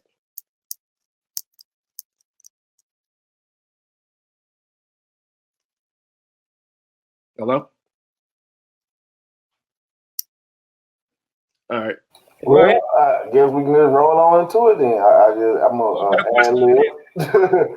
Then JJ. Question and answer. All right. Yeah, let's go into the question and answer round. So I believe Tehuti went first, and so let's switch it up and keep it fresh. So let's reverse it. So you go first, Truth, with the first question. Just to be fair. All right, I'm sharing my screen.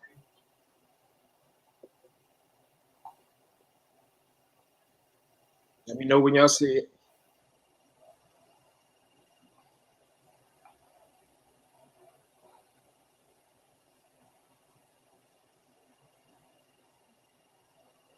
Now we see it. Bro. All right. So I asked Tehuti, who is this? I mean, you see who it is, but is this a real person or is this a principle?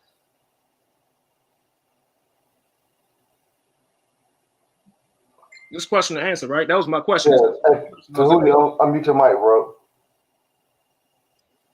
Sorry, I thought I was muted. Okay, go ahead, brother. You're asking me. Is the god Min? Yeah. Mm-hmm. Yes, Min is a sar according to the text of person. So you believe that this guy standing here holding his penis was really standing somewhere holding the penis? That's not at all. Not at all. Next question. All right. Next question. Who is this? Is it question for question? Is it how is it? My next question? So we might as well. You ask me 3, I ask you 3. Okay. I mean, hey, I'm just a judge. I don't know how y'all running this. You know what I'm saying? So if y'all want to do that, then I'll help moderate. You know what I'm saying? So I want to know who is since they got principles. Hey, you get one question, bro. So make sure you ask that question and your question has some punch to it, because it won't be like the interrogation style that question after question after question. You get one question, and then Tehuti gets to answer it. He gets one response, and after that, he asks you a question. You know what I'm saying? So y'all will get 3 questions that way. All right, I go back. I digress. Go ahead. Ask me. So it's on Tehuti. Oh, I'm sorry. Okay, good. All right, I'm back. I'm sorry. What did I miss? I had to step away for a second. Now we can't interact a little bit. That's fine if the brother wants to interact with the question, because I'm sure his question may have a follow-up. Mine may have a follow-up. However, it's fine with me. Brother, did you have a follow-up with the men question, or you just want to leave it as, is men real? I say yes, and then we just leave it there? We're going to let you say the man with the pin holding his penis was real. We're going to let you say, we're going to let the judges make the call. Yeah, so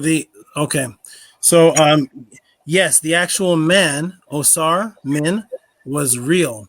The image in the statue represents erection or resurrection, and that's why he has an erect penis, because it's a statue. That statue is a statue that has symbolic meaning of a man's story named Osar. Okay, is it my turn? I just wanted y'all to remember that our Osar was a patient. Yeah, and that's why he was called Min, because Min means firm, and is dealing with a firm erection.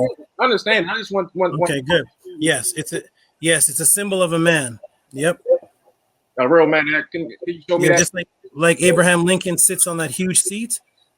Right. Yeah, there is an Abraham Lincoln. Is the seat really that big? No. You're saying that was It's that's a symbol Osiris. it's a symbol of a real man. Yes. Is it my turn now? Yeah, go ahead. Okay, good. Let's see where we should start. Okay, so the brother had said that the Abydos King list predates the pyramid text. It does. Can I share my screen, please? Can I share my screen, JJ? Yeah, Okay. Kyle got to do it. Okay, go ahead, Kyle, please.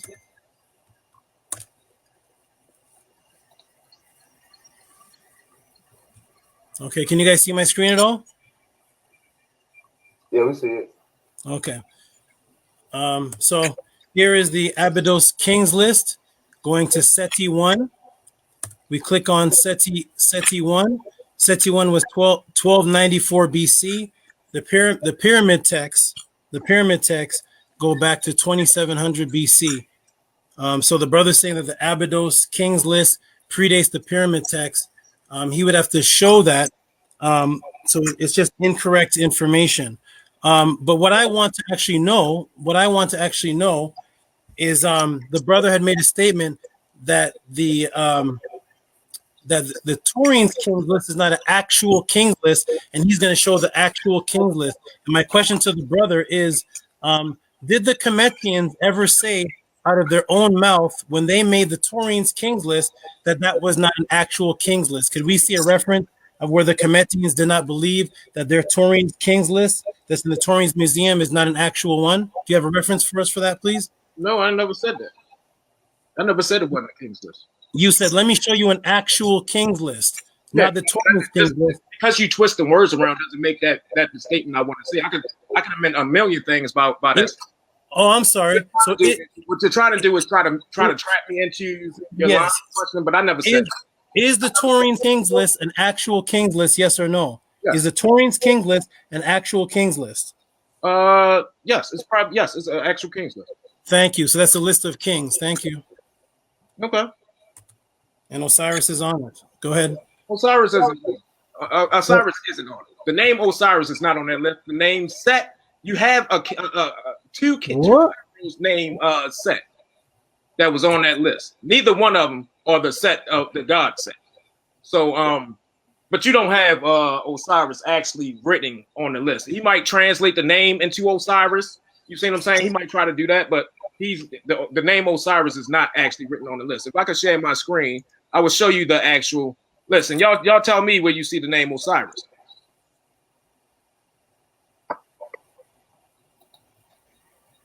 Is this it?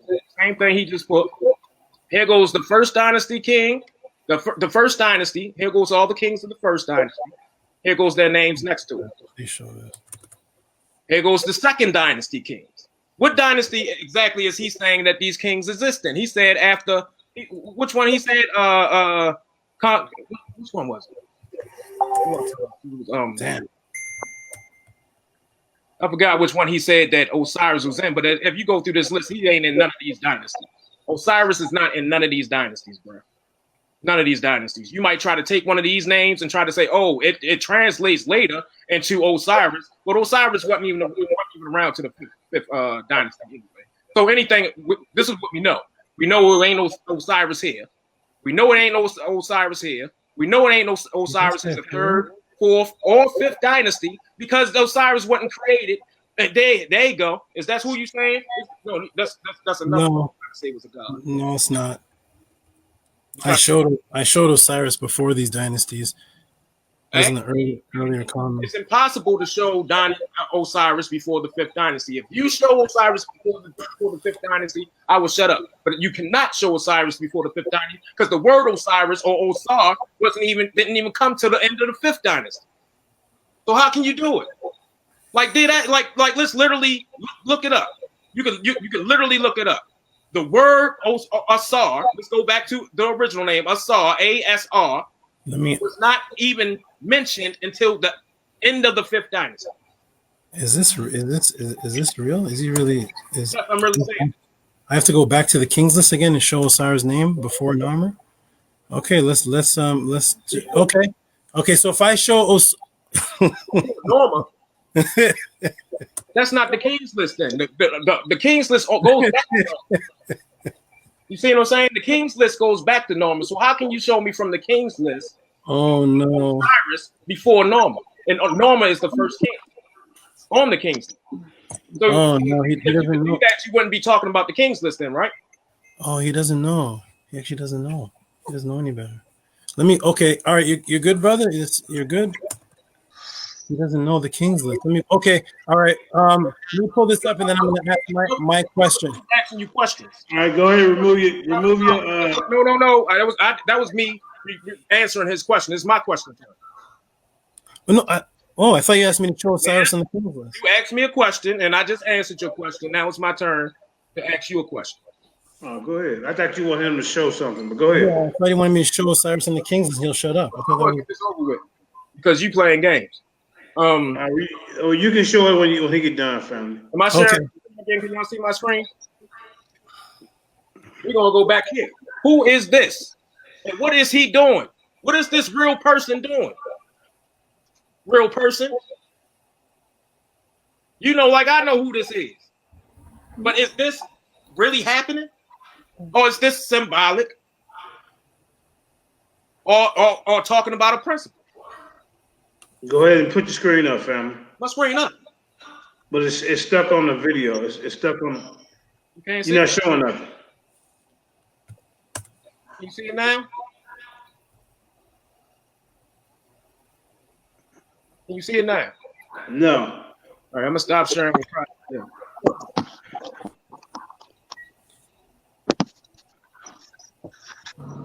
How about that? What in the hell is that? That's what I want him to tell me. Since he's a Oh, come on, man. Since Osiris is a real person, what the fuck is Osiris doing? Is that your question, really? I really know what he's doing, but I'm making a point. I'm making a whole point. Oh, wow. Oh my God. I know the whole teaching of it. I just want to know why you can tell people this is a real person. Okay. Wow. Okay. Can y'all remove that? I mean, that's horrible. Kim, y'all be ashamed of yourself. Come on, man. Hey, it is. Hey. Okay. I teach you to teach. Okay. I'm gonna go there today. Okay. Is it? Can I speak? Yeah, go ahead. Okay. So first of all, this is from. Okay. And I was about to show the real one, but I guess I won't show it. This is from the papyrus of Hanutawi, and that is not Osiris. That is actually somebody mute their mic, please. That is not somebody mute their mic, please. Yeah, you can show your screen, man. Now, you say that I'm gonna beat you up on that point because I got. Okay, hold on. Okay. Hold up, Truth Minutes. It's his turn. Okay. You can show your screen, man. I'm gonna close my eyes though. I can't really see. And I'm gonna show you Gab. I'm gonna show you the difference between the two. Okay, here we go. All right, we're actually gonna go to. Matter of fact, let me get it now. Okay, I'm gonna show. Oh no, it went back to this. All right. Let's share screen. I'm gonna go to the Asar. Let's go to the Asar symbol because there's many symbols of that. Let's go to Hanutawi. You guys see my screen yet? No. Okay. I just want to do this, and I have one last question to ask. Before you share your screen, should you warn us? If you're afraid of male body parts, go ahead. If you're afraid of looking at male body parts, then yeah, this is your warning. Okay. Can you guys see the screen? Can you guys see the screen? But you're not sharing nothing yet. Okay. Trying to get to the. Okay, this is coming from Hanutawi's papyrus, which is this right here. Can everybody see this?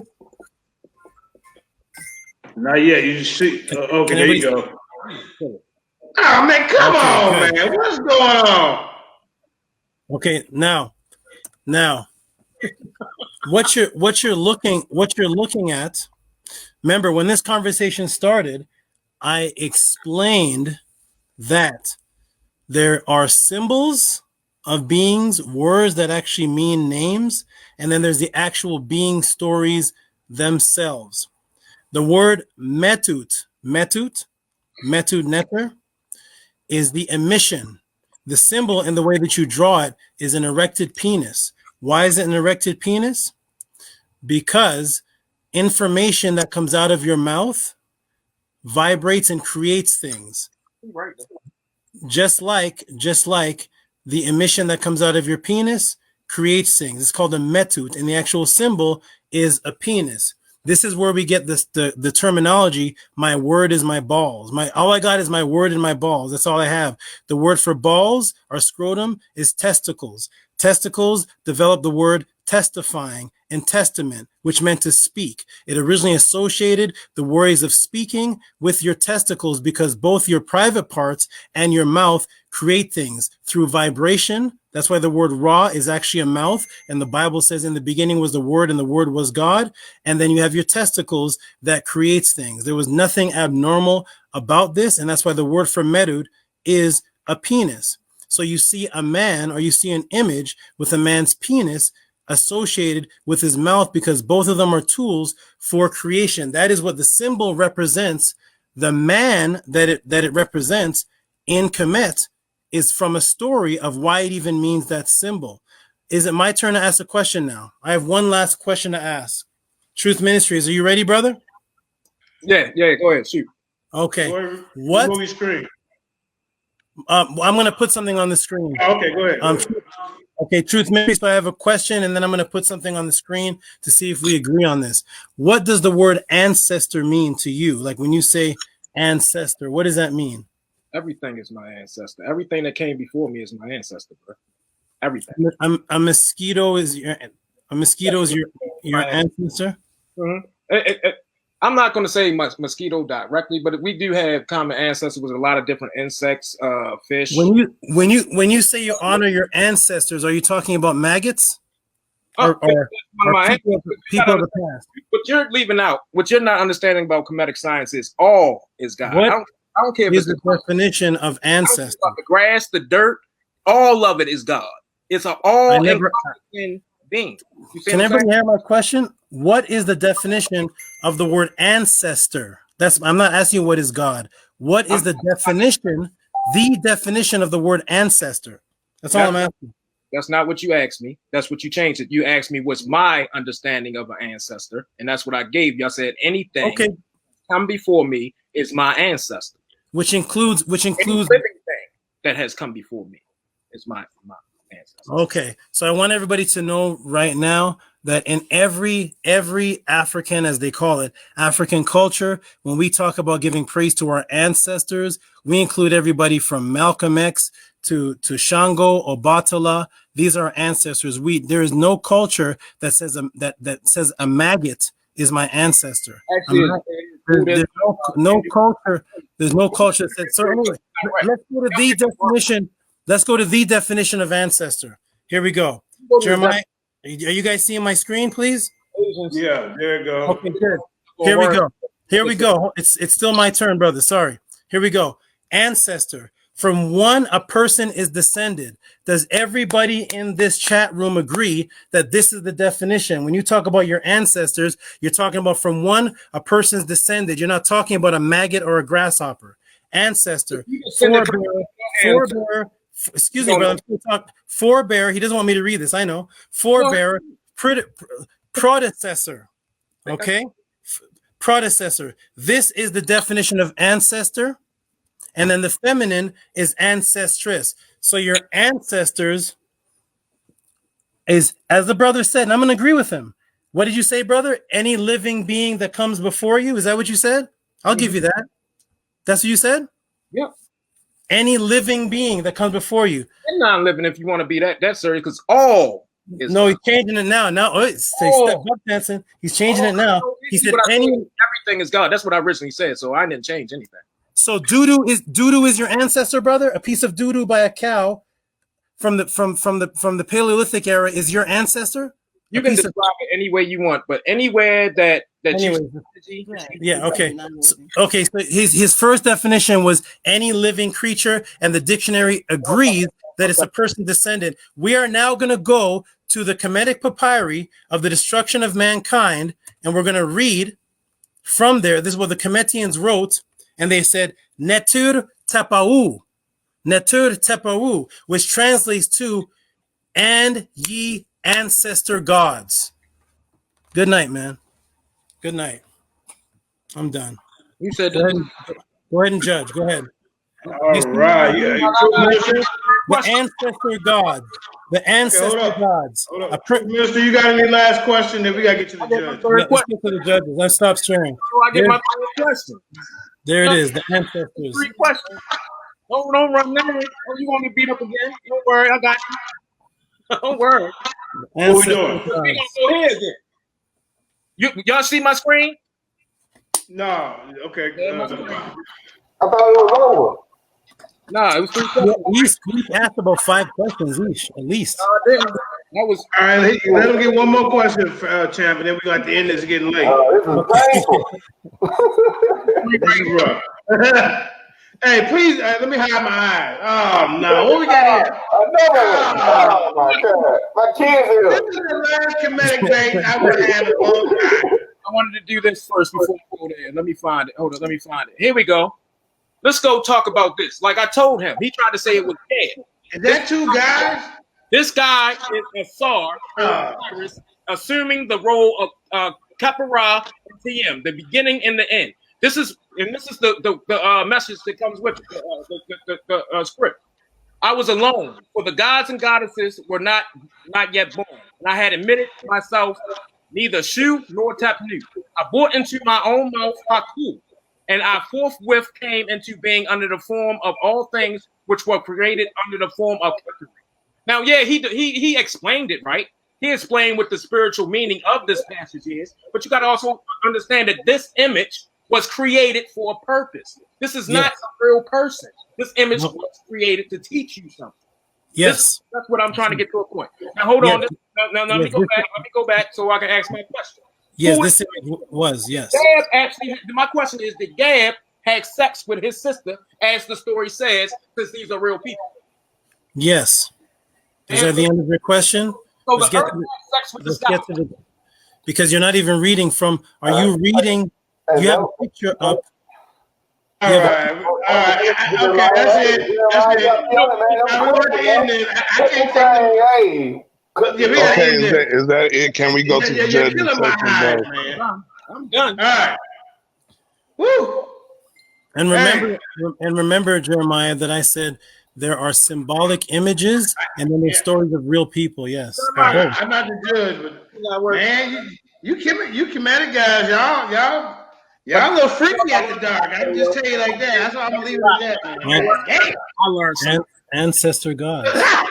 Hey, I wasn't expecting all that. This is a sausage fest. What's going on? But anyway, and a vagina. Hey, Hebrew, did y'all see what we just seen? Oh man! All right, so we're gonna get to the first judge, a new Kakarot, and we're gonna go ahead and see what's going on with this one. This was a wild one. It got a little pornographic. I hope you put the kids to bed. All right, go ahead, a new Kakarot. What you got? All right, man. This was an easy one to judge. It was about if the gods were real, if the NETERUs were real, according to the Kemetans themselves. I didn't hear the brother Truth Ministry one time read for any papyri. I didn't see him debunk any one of the actual names of the ancestors. I mean, this was a landslide. He even mentioned and said that the NETERUs and God is all, and if God is all, and then that means that man is also God. That means that the NETERUs are also flesh and bone. So I mean, like, he kind of shot himself in the foot right there. You know what I'm saying? He asked to see if Osiris was mentioned before Narmer, but Narmer has a Horus name, and Horus is the son of Asar. So I don't, you know what I'm saying? Like, so once again, he even mentioned that Asar got his penis chopped off. Well, what principle has a penis? What you know, spiritual principle has a penis that you could chop off and feed the fish? You see what I'm saying? So I'm gonna go and give it to the champ, bro. All right, one up. Man, well, it got pornographic at the end. Well, you can manage, man. Y'all something else. All right. So next, go to the next judge. Go ahead, Dewan African Knight. Tell us what you think. Unmute your mic, family. Oh yeah. I was having a rough night. I guess where I parked, my internet wasn't the greatest, but the good part is when I would get kicked out, I would come right back in. So I pretty much heard both sides of the stories. Man, this was a really great, I guess, debate. I mean, brother Truth Ministry, he basically said it was more of a discussion. Am I right about that? Can I ask you that question real quick? Did you say this was the? Yeah. So but that's why I said I was kind of confused about that. But they both gave great information, and it was about if the Kemetic people thought these Neter people were real people. And the champ definitely, he was on a lot of primaries and reading straight from the text, the papyruses, and it's very obviously whether we can prove it or not in this day and time that those people at that particular time frame, the Egyptians, they thought these were real people, also principles. So definitely the champ made his point real clear. I would definitely like to see y'all two brothers debate again because Brother Truth Ministries, he's definitely a very intelligent brother, and he brings some good information too. But like I said, the champ edged him on this one. So I ain't gonna talk too much longer, y'all. Shalom. All right. I'll give the champ my Let's vote. go ahead and we're gonna have who's the other judge? It's me. It ain't no point in the second judge. It's three judges. You got two already voted for the champ, but I do want to offer some advice, right? Whoa. You got to make your judgment. Ain't no point. It's already 2-0. We want to hear who we do clean sweeps, or we got 2-1. The commission wanted to call in and vote. I thought we had 5 judges. We only got 3 now. There's just 3 that was here. All right, well, go ahead, Kyle. I want to hear you. Let me bring them in. Let me kick. Dang, I want to mention your name up again, like brother. But I'm gonna call you Anu. D1. Anu, that's correct. Let's hear what the commission got to say. Yeah, let me kick them off right quick and see what the other judges want to say. 1 second.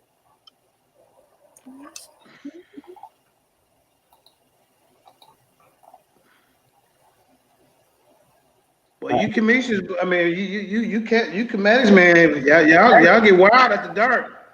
This Shimo Tepu family. Can y'all hear me? Hotel, bye. Yes, sir. Islam, all that.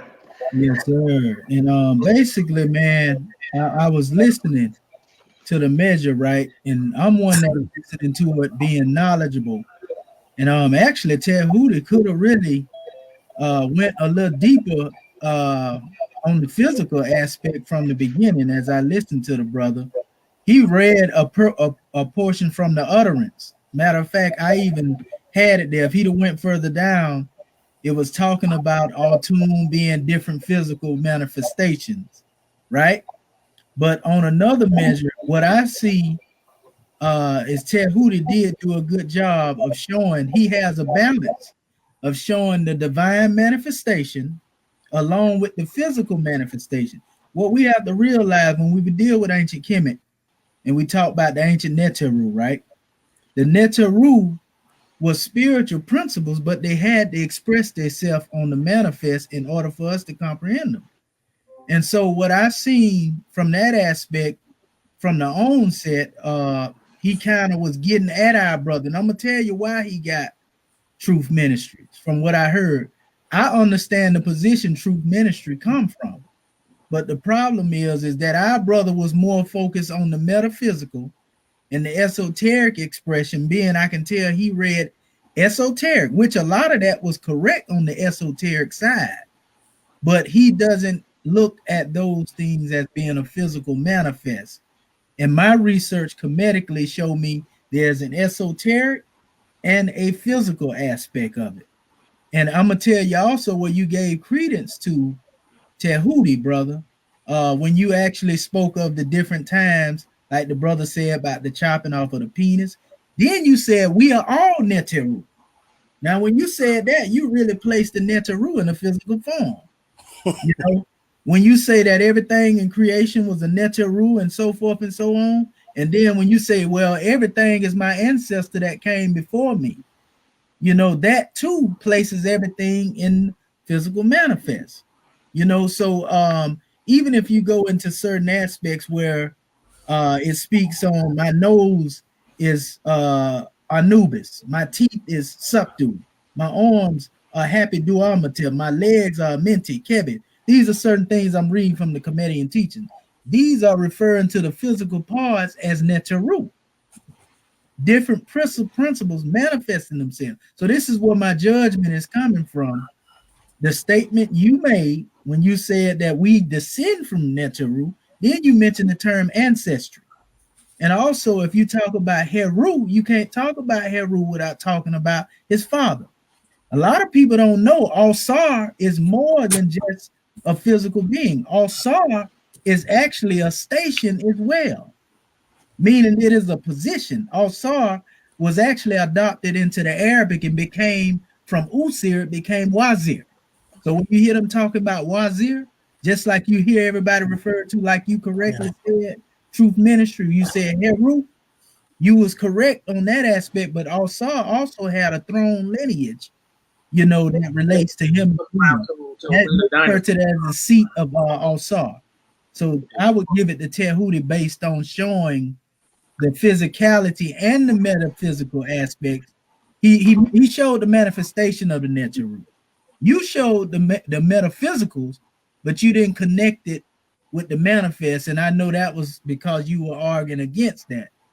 And I don't know if that's because that's how you study or what, but I would have to give it to Tehuti from that. From the first time, brother. All right. Okay, hold up. Before we go any farther, it's already over, but we got a special guest in the house. And Commission, I want you to know that this special guest has been on record to say something about Moors. I'm letting him say that but he actually would want to debate a Moor. So I would like to see Sean and the Commission get in the ring, because Sean, I think you barking at the wrong tree when you come in here talking about the Moors, brother. Listen, this debate conversation is about two brothers who just had a conversation about if the NETERU is real or not. So let's deal. All right. So I actually wrote down a lot of points of contention on both sides that I have a problem with. But overall, what I'm listening to is making my ears bleed, because it's like, what are y'all studying? What sources are y'all reading from, and where you corroborating this information? So is the judgment over?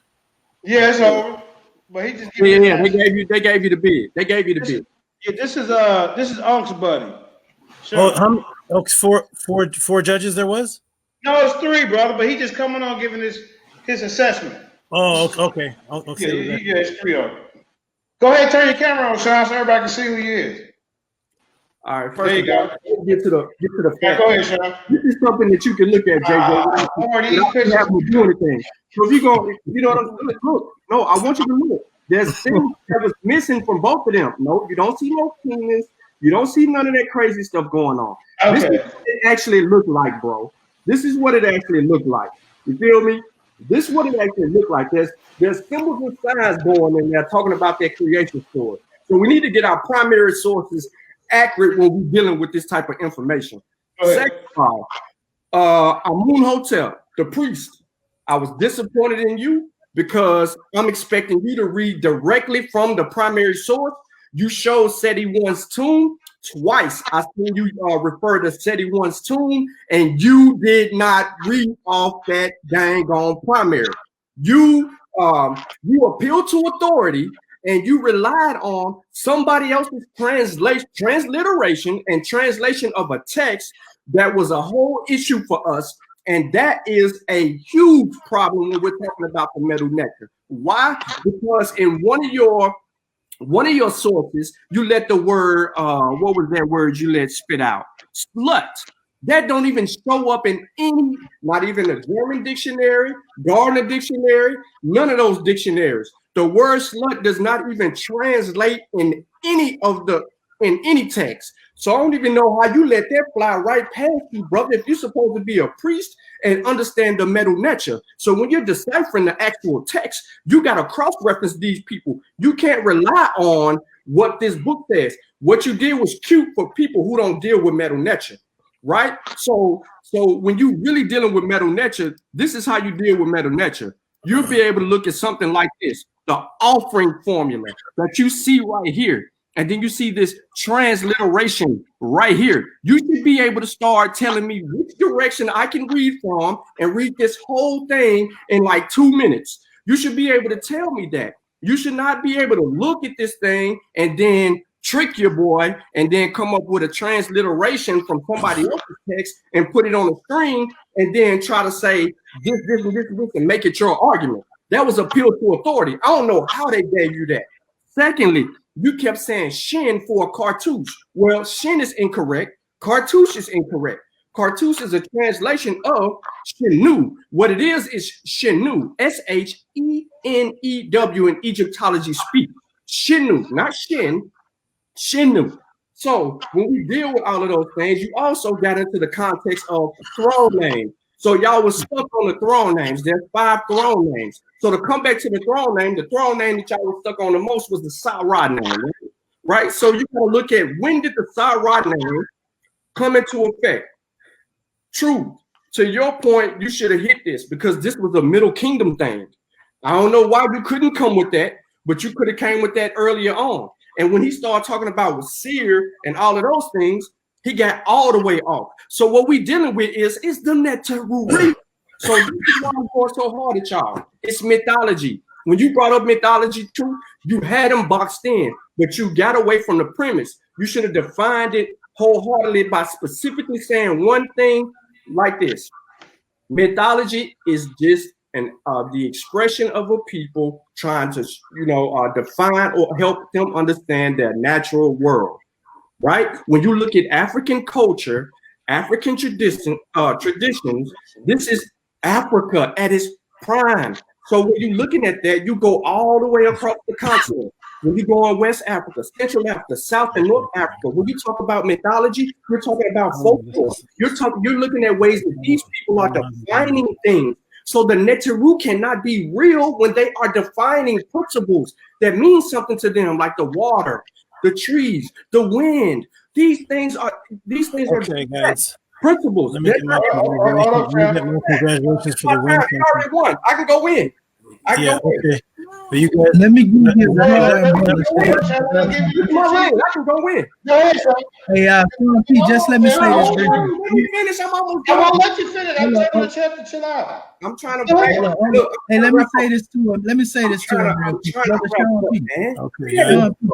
John P., I just want to say one thing, brother. Hold up. I ain't finna run on.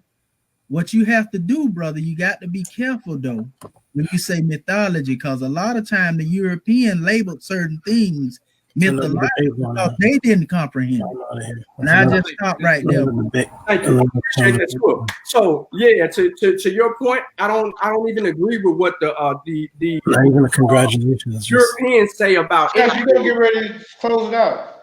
Yeah, I'm just answering him real quick, and then I'm about to get on off this.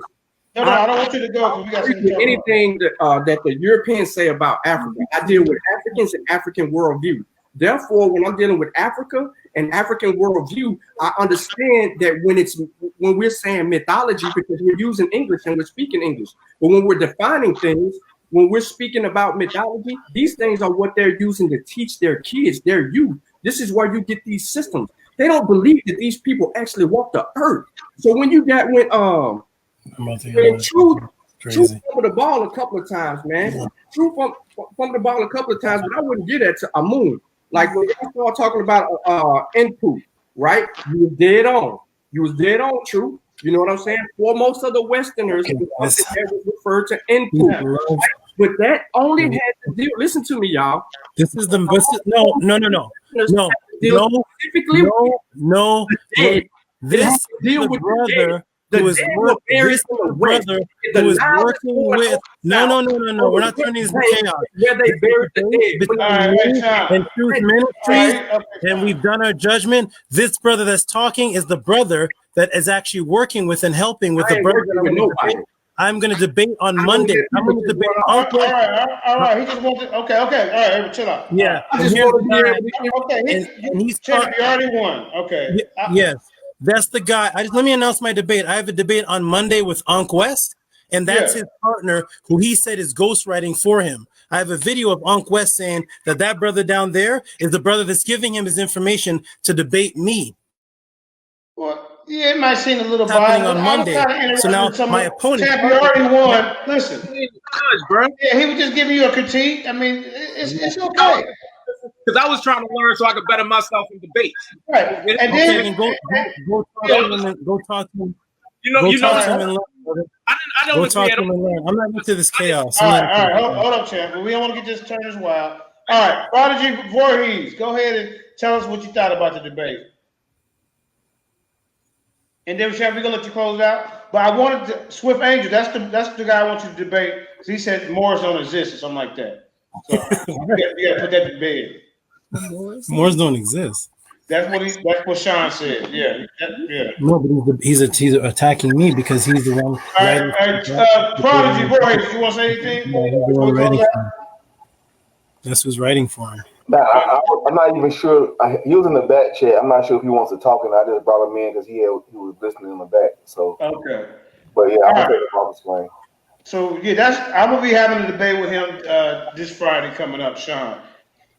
He seemed to claim me and his debate. He said that there is no Hebrew Israelites in Africa. None. That's the title he picked, everybody. Big mistake. That announcement. But anyway, look forward to that this Friday coming up. Sean, you made the worst mistake of your Facebook career, buddy. That's what you did, but it's okay.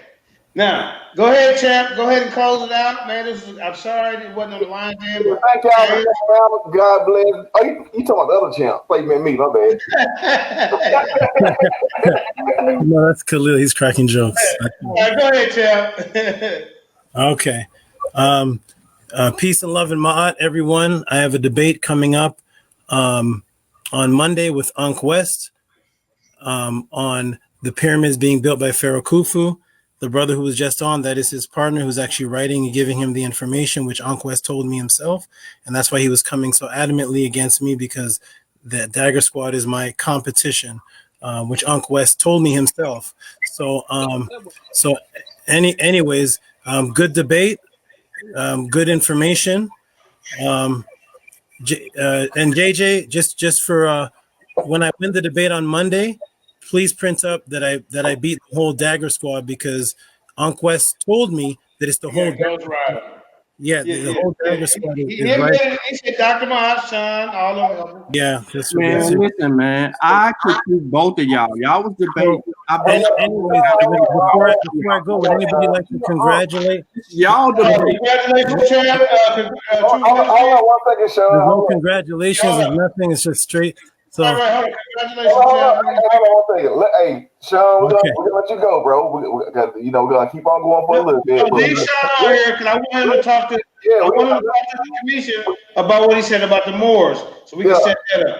We actually got to let the champ do his victory lap, bro. He won. Let the man celebrate for a second. Celebrate, but then we got to get to this. Can you hold off, Chip, or do you want to say your speech now?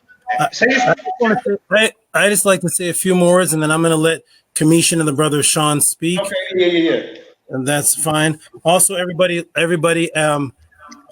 the end of a lot of conversations that I've had with the Moors have said, let's get together and build. So you guys look out for me actually building with the Moors. That's going to be coming up, and that's going to be announced. I'm going to be teaching Kemet with some of the Moors. And peace and love, everybody. Good debate, everybody who watched. I hope you guys enjoyed. And I'm going to sign off. And Commission, brother, Commission. I wish you the best in this conversation with the brother Sean, that no more exists. No, it ain't no conversation with. But peace and love, everybody. Okay. All right. Congratulations, champ. All right. Hey, peace to Rudy. Hey, let's go ahead and kick this thing on off with this after hour. This is Lions Den after dark. We're finna kick off part 2. Yeah, it was after dark. There's gonna be some motherfuckers being called. So let's get to it. Let's go. Right. Nah, I'm messing with y'all, man.